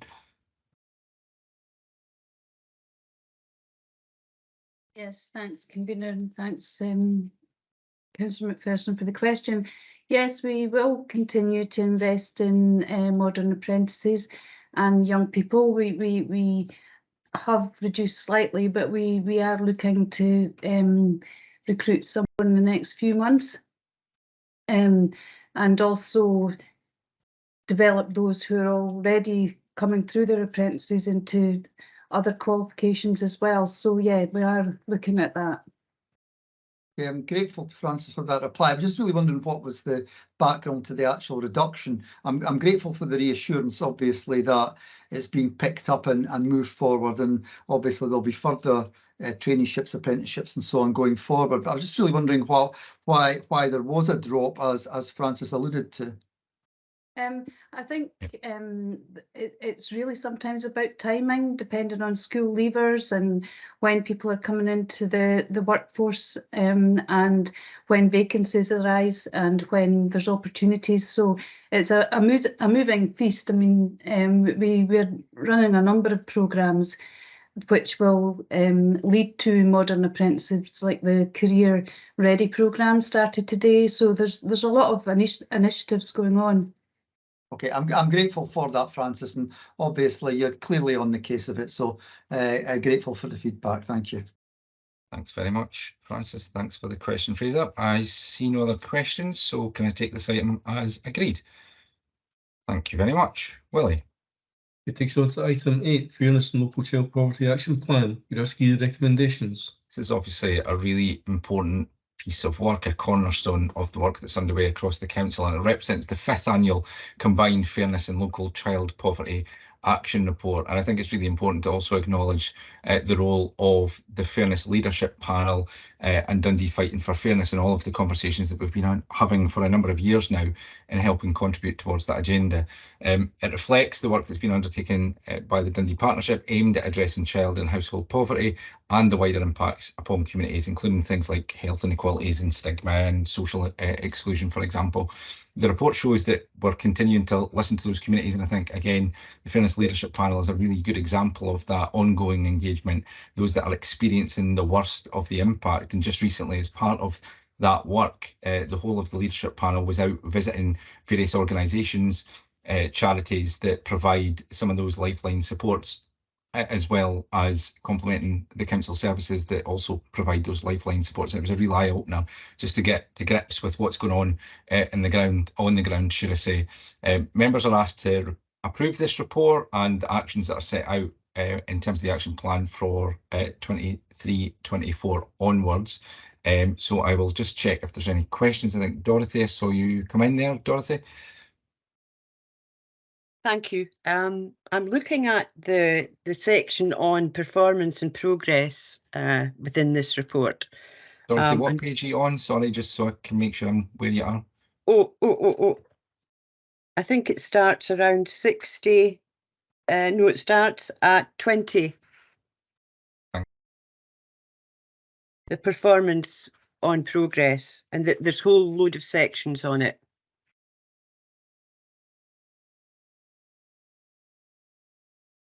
Yep, sorry for interrupting your flow. Please continue.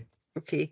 And considering the discussion that we've had on earlier agenda items, I think this is quite relevant here. The majority of actions within the performance and progress are behind target.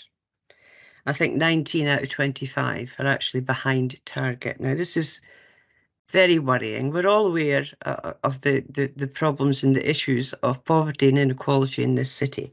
And I just wondered what specific actions are planned to begin to try and reverse this trend in the year to come for 24-25. Thanks, Dorothy. A lot of that is obviously contained within the report. There's also reference in the city plan as well. I'll bring officers in just a moment. It's also worth reflecting on some of the initiatives and programmes that have been developed within the city. And I think of, for example, the Linlathen Pathfinder, which is doing some tremendous work in realigning services, working with national agencies and government to try and really address some of those fundamental issues that are presenting the biggest barriers to people who are experiencing poverty. So there's some really great work. I wouldn't want to do it a disservice in any way, shape or form. I'll perhaps ask Andrea to come in at this point just to add to what I've said already. Andrea?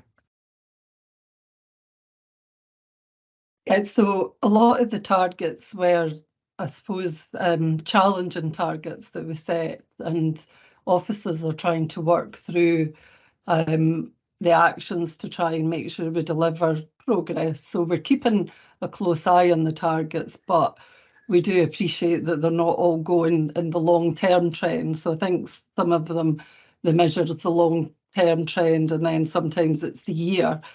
So these targets were set over the life of the plan. So the plan's a 5-year plan, and we're working on this as year 2.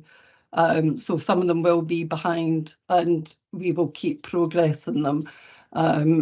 If there are ones that elected members are particularly concerned about, then we can provide further detail on those and maybe highlight exactly what actions are being taken to try and move those particular targets along. I don't know if that answers, or if that's still just a bit too vague for you. Dorothy? No, that's fine. Thank you. Thanks. And just to add, I think to what you were saying, Andrea, I think it's really important also to factor in, I suppose, some of the issues that we can't necessarily predict how it will manifest itself. So, without going into the detail, but the economic debacle at the latter half of last year didn't help with the cost of living crisis, and we know how much of a significant impact that's having on household resources, which is exactly why the City Council has led the way in its action over the winter months in particular, with the cost of living summits and the initiatives that we deployed, but also before that, the Fuel Well scheme, where we had 3 iterations of that scheme, offering grant support directly to people who required it to keep the lights on and to keep the heating on, for example. So I think we've got a good track record of using the availability of funding that we have and intervening where we possibly can. We've also supported an expansion in terms of advice services, and that matters. We had a report within the last 6 months, I can't remember exactly when, but within the last 6 months related to advice services, and talking about, for the contribution that we made, the significant return to those households in terms of the benefit that was derived. And then on top of that, we've got things like the Scottish Child Payment, which, you know, for everyone concerned is making a tangible difference and an impact. I think the issue is that despite the fact that we are making progress, we keep being pulled back by some of those prevailing issues that we all know exist in our communities. Sorry, Nadia. So I had a question on the back of Dorothy, but then John, you almost semi-answered most of it. So I guess I'll just make a brief comment that I guess it was a question. I know the answer, that the cost of living crisis must be having a huge impact on statistics that we're seeing. And I guess the real fear is that things are going to get worse or are really in a bad state. You know, when you think of Maslow's hierarchy of needs, like if people are hungry, then they won't be able to learn. The impact just goes on. And although we might be treating the hunger, it then doesn't, is it filtering through? And I think that's what my wonder and worry is through all the departments, is it filtering through kind of the building upon, okay, we're dealing with the food, but then the next step and the next step. So for example, I'm really passionate about your preventative work with young people, and I sit on the ADP, and there's a lot of talk around that, but it feels like that hopefully, you know, we can be doing a little bit more. But when you're having to deal with such a crisis like people not having food and being able to pay their bills, it almost feels like it's stifling us to get that culture change that does take time. You know, like the preventative work will take almost, it's, you know, from studies, a generation. And so yeah, it was just on the back of Dorothy's question really that made me think of the cost of living crisis, but then John came in. So yeah, a semi-question / comment. Thanks, Nadia. No, I mean, that's helpful and really articulate point you're making. Andrea, can I bring you in? Thanks. Yeah, so, you know, I think things are more difficult, but the areas that we've got some, I suppose, control over is some of the work that we do around maximising people's benefits. So we're doing a lot of work in that area. So where people are coming for food help, we are trying to make sure that we maximise their benefits. We're also making the links through the local fairness initiatives, where we're looking at the pathways into employability, so trying to get people the income they might need to try and close the gap, but also all the things that we can make sure they've got free. So free period products, free bus travel, free school meals. We're making sure that all of that work is also going along the line. So that means that people actually get to have a bit more money in their pocket or in their wallet. So we're trying to maximise through the different routes, and officers are working together hard on that. There's also a lot of things we don't have control over as a city council, but as a partnership we're working hard on those. So working with health and obviously all the partners in the city, the universities and the colleges, to make sure people have got the opportunities. So we are trying to work as best we can, but some things are a bit easier for us to control it and make sure we work a bit harder on. Thanks. You got a supplementary, Nadia? Yeah, and I don't know, this might be as simple as like an IT solution that we might have, might not have. But for example, so if we know that a family needs increased support with benefits, then we might know that those children need increased support with education. And if your mother, for example, goes into rehab, we might know then that the child needs extra support, and that's, you know, your ACEs that we spoke about earlier in the meeting, and they might need counselling, for example. Do you feel that linked up approach is, because it's almost like that information needs to be held somewhere so that you have that linked up approach? And I don't know if our IT systems allow that. I don't know, because we all work in so many different departments, that do you feel that that's happening, or something that maybe we needs worked on a little bit?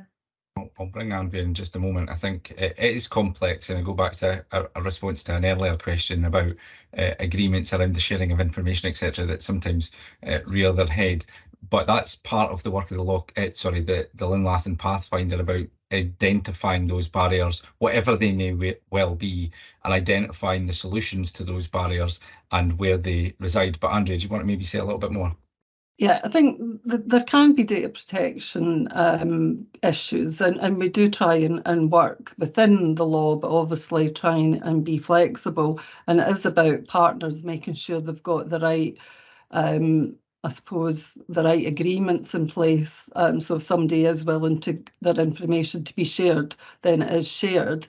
Some of the work that has been done through Fuel Well has been about all the information that was gathered about what supports people needed, and that wasn't just about benefits, it was about mental health and other, other issues, and we were allowed to be able to sort of, I suppose, pass those details to other agencies to get them to help during that time.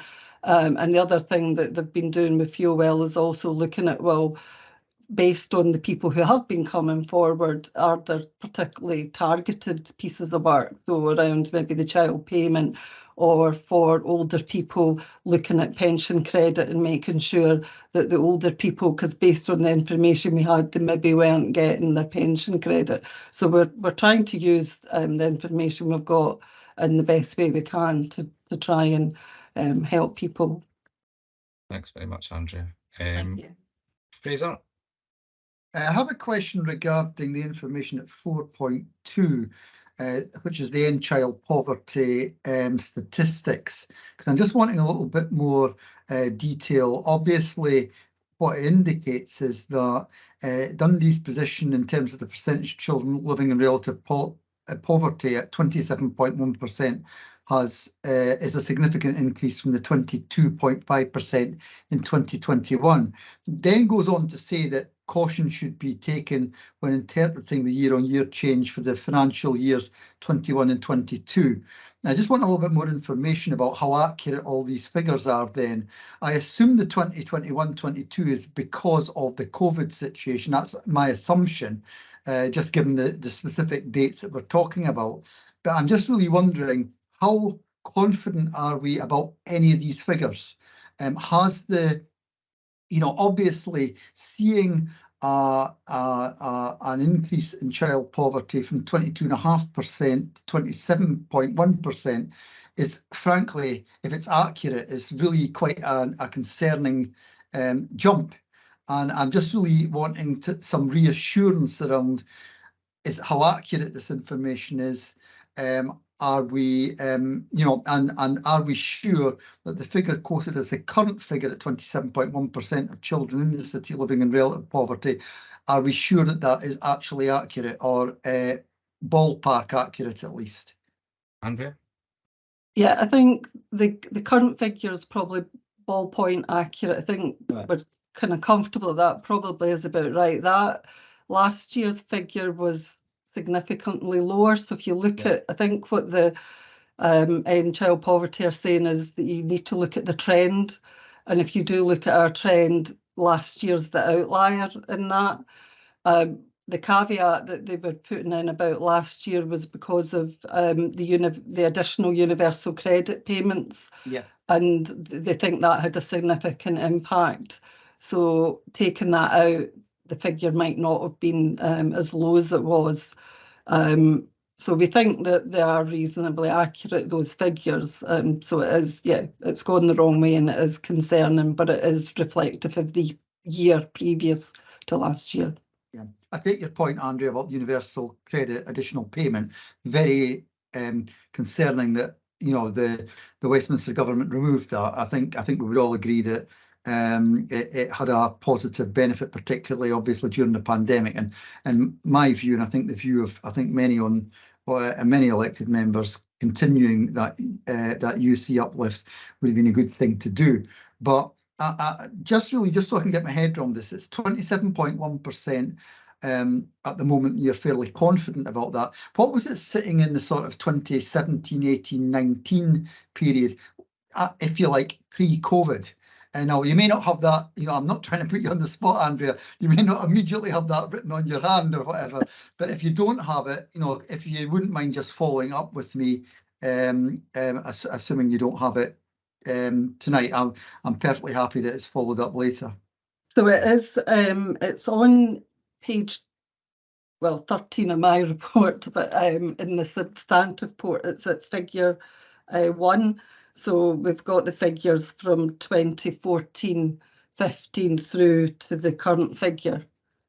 I suppose I suppose my question is though about the accuracy of that. Are you confident are the outliers simply the years immediately before the current figure? I suppose that's my fundamental question.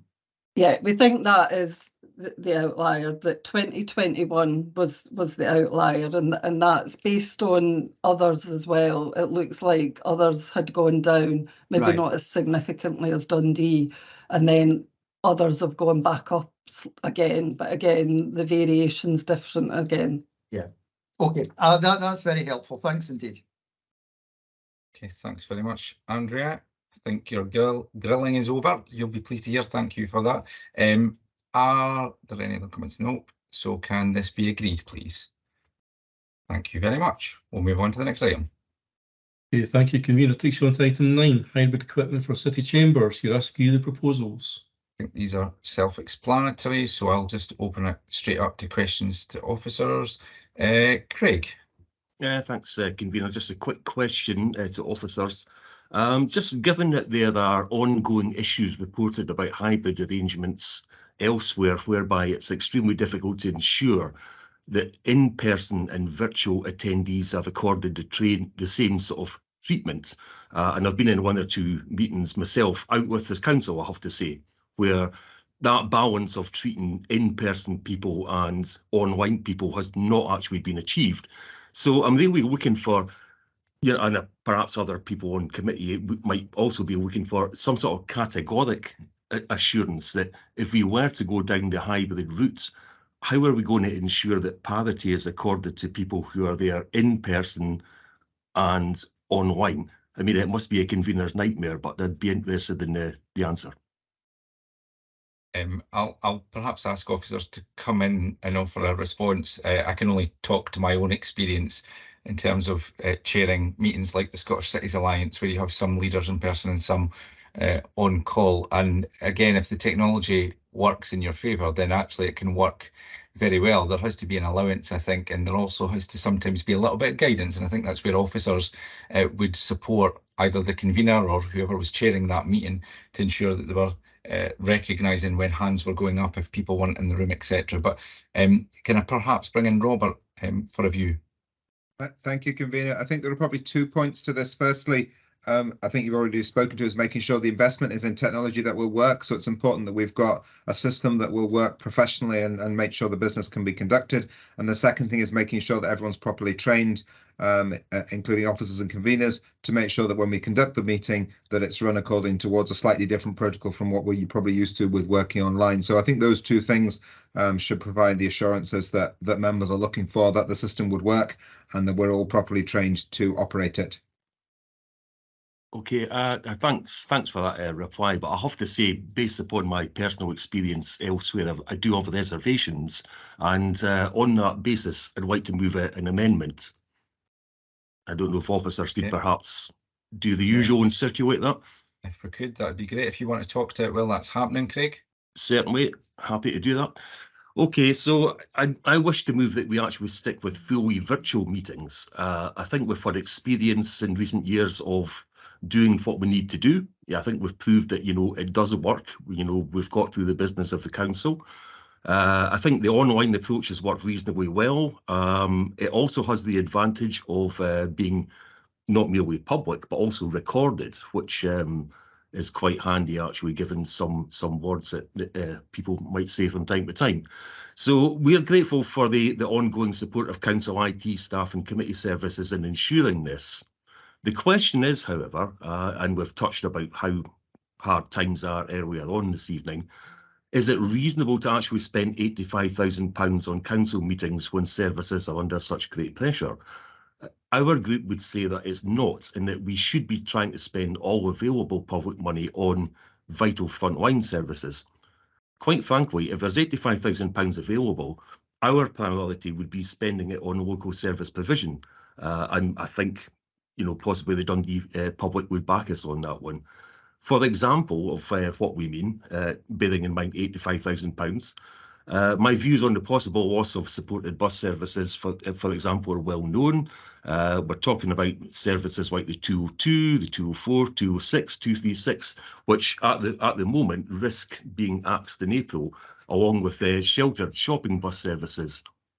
So although I accept the initial cost of the hybrid equipment capital expenditure, but running costs of it would be £6,000 every year. So we're talking about the £85,000, then £6,000 year after year. And I just feel that might be better spent on services for particularly older people. And we've talked about them earlier tonight. So I think the public, in my view, in our view on my group, would actually query the priorities of the council if we could find money to go hybrids, but we can't find money for actual services like these buses. So for that reason, we're proposing accepting the option in paragraph 4.2a and stick with fully virtual meetings. And my colleague, Councillor Coleman, has said he will second me on this. Thanks very much, Councillor Duncan. I'll bring in Daniel to second you, and then I'll maybe offer a comment before we come to others. Daniel. Thank you, Mr. Gavina. I agree with the points made by my colleague, Councillor Duncan, and think that £85,000 capital and £6,000 per annum revenue running costs are not really justifiable in the current climate. Virtual meetings have run well on the whole in the year I've been on the council, and whilst I appreciate some members may prefer face-to-face meetings, can we really justify the cost? The only disadvantage I can think of with sticking with Teams only is that members of the public with no IT access cannot view the meetings live in the public gallery at the City Chambers.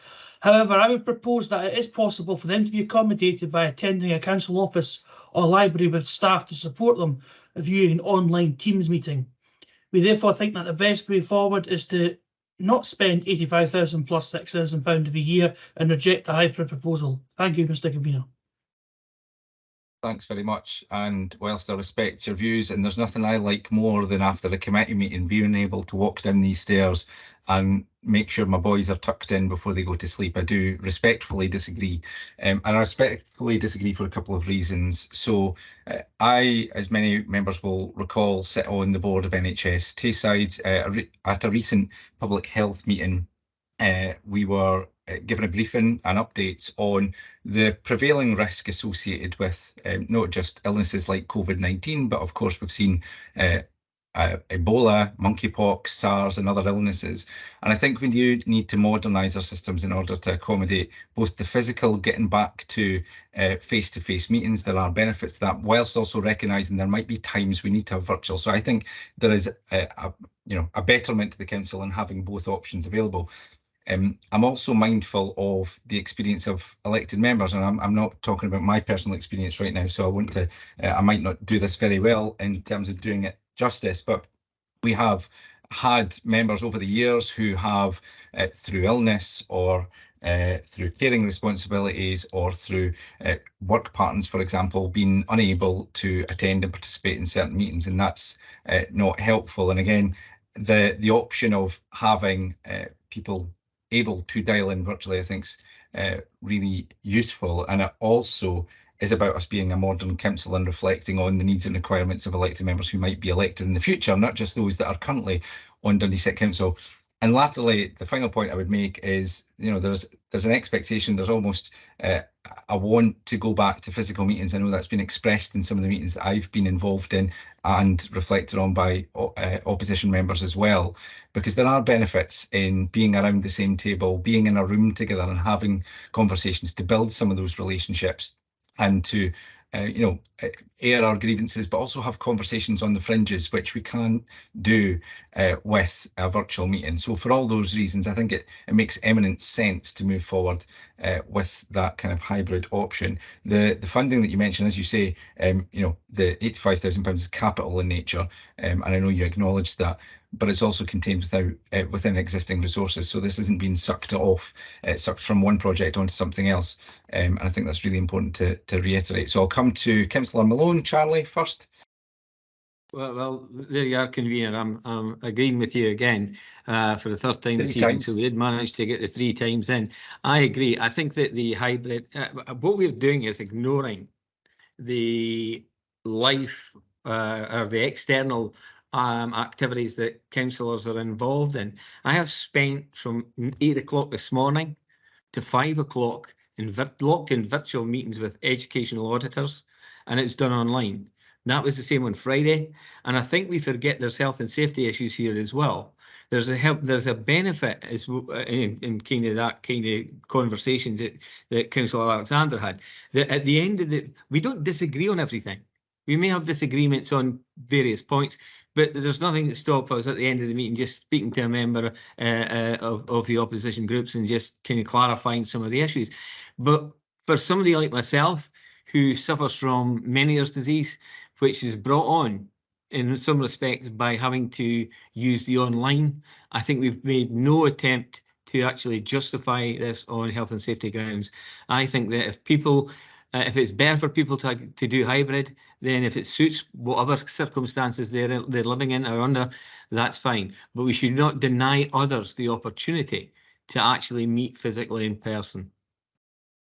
Thanks, Charlie. Totally agree with those comments. Dorothy. I'm going to agree with you as well, John. As a new councillor, well, not so new now, I've been here a year, I have never been in the room with other councillors, and I would really like to do that, because there's more than hearing what they're saying, there's feeling the room. And I also think that transparency matters and public interface matters, and online doesn't suit everybody. And okay, you can dial in at the moment, or you can watch the committee deliberations later on YouTube, but that's not the same as actually being in the public gallery. And so I'm really looking forward to us all being together, or as many of us can be together again in the chamber. I couldn't find on the plan a place for the public. Maybe somebody could explain that to me, where the public would sit on the plan that's included with this report. Sorry, I will come back and answer you, Dorothy. I've just been reminded by Roger about the suspension of standing orders, given it's 8:30. So can I ask committee to agree, given that we're in the latter stages, I think, of the items, can we agree to suspend standing orders? Okay, see no votes of dissension. Dorothy, your comments are well made and very articulate. Just to say, there are positions around the edge of the room for members of the public, but we also have a viewing gallery, which you can't see on that plan, which encompasses some spaces for members of the public. From memory, it's probably about, officers can keep me right here, it's maybe about 16 people. Robert, I'm looking to you. Can you clarify? It's okay to say no. Apologies, convener. I don't have an exact number. I'm happy to provide it after the meeting if members wish. Thank you very much. Is that okay, Dorothy? Yes, I'd forgotten about the public gallery. Thanks, John. No worries, no worries. Will. Thanks, John. It's probably very cosy at 16, to be fair, but that's probably about what I remember being in it. But I think Dorothy's made a lot of points I want to. I think we need to look at inclusivity and also accessibility. If we ignore my committee of last week, because I think that was an exception rather than a rule, and I think the comment's been well made that online has worked for us, but I think it is time for us to go back, because we have heard of issues of people who have wanted to speak, for example, at planning committee, who have not been able to do so because they are either frightened of the technology, do not have technology at home. You know, and if you're going to open up a building with an officer there so people can come down and watch or interact with the council, we're just as well being in the chamber. And I think, you know, it'll be good to get back to these in-person meetings so people can actually do as what's been suggested by other speakers, which is see what we do, speak to us in person, because there's a lot less of that actually now as well to a certain extent. But no, John, if you're looking for a seconder for moving the report as it stands on the papers, I'm quite happy to second you. I think we just need to get this moving so we can become a modern and effective, efficient council. Thank you very much. I will move the recommendations to thank you for seconding me in advance of that, so that's appreciated. Pete, you're next. Yeah, thank you. And it really is just an echo of what everyone else is saying, but I think what's at the heart of this is local democracy and accountability. As politicians, we're all accountable to every citizen of the city, and they have a right to come and see what we're doing, listen to our discussions, if they feel the need to make deputations in person. We've had a lot of deputations in the year that I've been in the council, but I always think face to face, you definitely get more of a feel for that kind of mood. And I think people that want to see what we're doing definitely have more of a feel if they're in the room with us. I mean, certainly the reason I got into local politics was being at a budget meeting. So it can have an effect on people. And I do take the Lib Dems point that these are available on YouTube and people can join, but how many people do join? It's very rare we have members of the public here observing. I'm not sure what the statistics are on the YouTube videos, but I would wager the majority of them are us going back through old committees to try and see what was said, pull out a point, see if there's anything that we've missed. So I'm very much looking forward to getting face to face with you all. Thanks very much. That was dangerously close to being an advert for supporting Craig and Daniel's motion. I'm joking, Pete, but if I can just say, I think it's really important to clarify that with the inclusion of this technology within the chambers, it will allow the recording of meetings, whether or not we're physically there or dialing in virtually. So that will continue. And of course, that was a manifesto commitment that we had in the our previous tenure to record our meetings and make them publicly available online. So that will continue with the proposal that's contained within the report. I'll come to Councillor Dolan. Siobhan, you're next. Thank you. I think it is just kind of the issue of accessibility and, as Pete said, democracy as well. I always feel slightly uncomfortable when people insist on one way or the other. It has to be one or it has to be the other. I think that, you know, Charlie's situation, for instance, suggests that kind of in-person works best, but the key is hybrid, isn't it? It's not either or. It allows an option for us to take what we need at a given time, depending on where health needs, depending on where childcare needs, depending on any personal needs that we need that might kind of come into the mix. So kind of trying to kind of force us into an either or situation, I think always makes me slightly uncomfortable. And I think it's maybe just worthwhile thinking about the hybrid nature of it, is that we can do both at different times for different people and different reasons and in different weeks across the board as well. So hybrid allows that accessibility much more clearly and much more flexibly. Yeah, thanks very much for those comments, Siobhan. Absolutely. So I see no other comments. I'm going to move the report as is, been seconded by Will, and we've got the amendment that's been moved and seconded as well. So Willie, we'll just go to the vote on that basis, please. Yeah, thank you very much, Convener. The motion by the Convener, seconded by Bailey Dawson, is that the report be agreed as submitted. The amendment by Councillor Duncan, seconded by Councillor Coleman, is as circulated. Convener. Motion. Councillor Anderson. Motion. Lord Provost Campbell. Motion. Deputy Lord Provost Cardell. Motion. Bailey Dawson. The motion. Councillor Ilnacla. Motion. Thank you. Councillor Flynn. Motion. Councillor Hunter. Motion. Councillor Lynn. Motion. Bailey Roberts. Motion. Thank you. Councillor Rome. Motion. Bailey Soares. Motion. Councillor Short. Motion. Councillor Smith. Motion. Councillor Toland. Yeah, motion. Bailey Keenan. Motion. Councillor Cruikshank. Motion. Councillor Finnegan. Motion. Councillor McHugh. Motion. Councillor McIrvin. Motion. Councillor Malone. Motion. Councillor Scullen. Motion. Councillor Shears. Motion. Bailey Wright. Motion. Bailey McPherson. The amendment. Councillor Coleman. Amendment. Councillor Creighton. The amendment. Councillor Duncan. Amendment. Bailey Scott. Motion. Thank you. That gives you 25 for the motion and 4 for the amendment. The motion is carried. Thank you very much. We'll move on to the next item.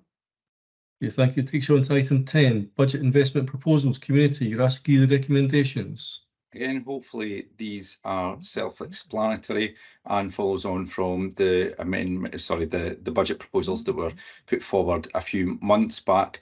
This sets out how that funding will now be allocated and move forward to support youth work and the environmental programmes and initiatives that are detailed within the report. So I'll just go straight to questions given the time. I think Bailey Keenan, you were first. Kevin?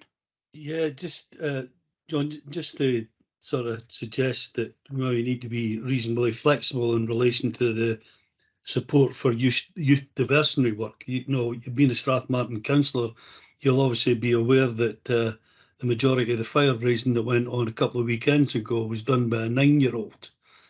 Quite a considerable amount of play equipment obviously damaged. And, you know, I suppose if we weren't replacing it, maybe at some stage that play equipment would have a bit more money to spend on youth diversionary work. But, you know, I think there is targets that need to go on. And, you know, if that's the age group that's causing the most grief and causing the most vandalism, then we need to find a mechanism of dealing with that and distracting it from the amount of damage they're doing.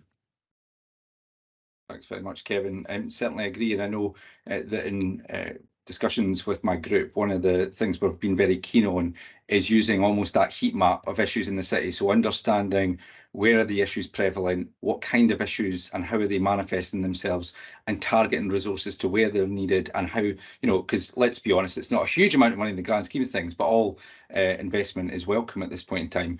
It's really important that we target that to where it's going to have the biggest impact. Marie, I don't know if you want to say anything else in response to Kevin's contribution there. I think the only thing that I would add to what Councillor Keenan's saying is that there is also some other monies available which are targeted at younger age groups through the Summer of Play. But in Strathmartin in particular, you'll be aware that we're working with the Hunter Foundation and others around What Matters to You, and there will be some additional monies and projects coming forward from that, and that is targeted particularly at the younger age group.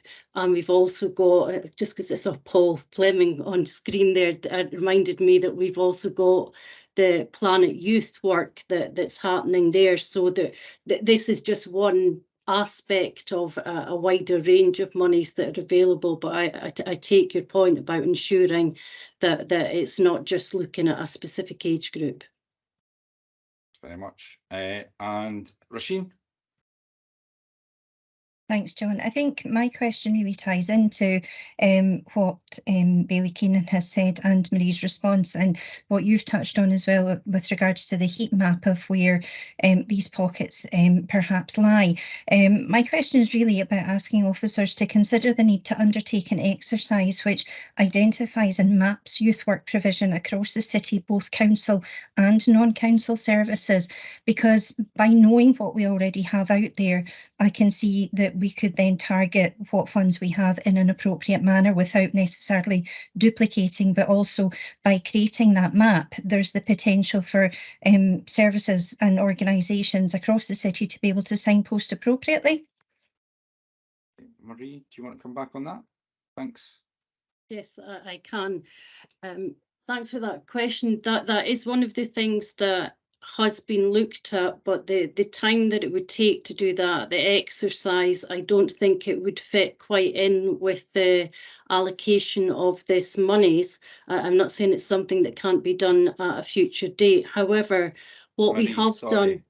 Sorry, just I don't think Councillor Smith's question, unless you correct me, was in relation to just this allocation of money and using that fund. I think it was just generally about the piece of work, if that's all right.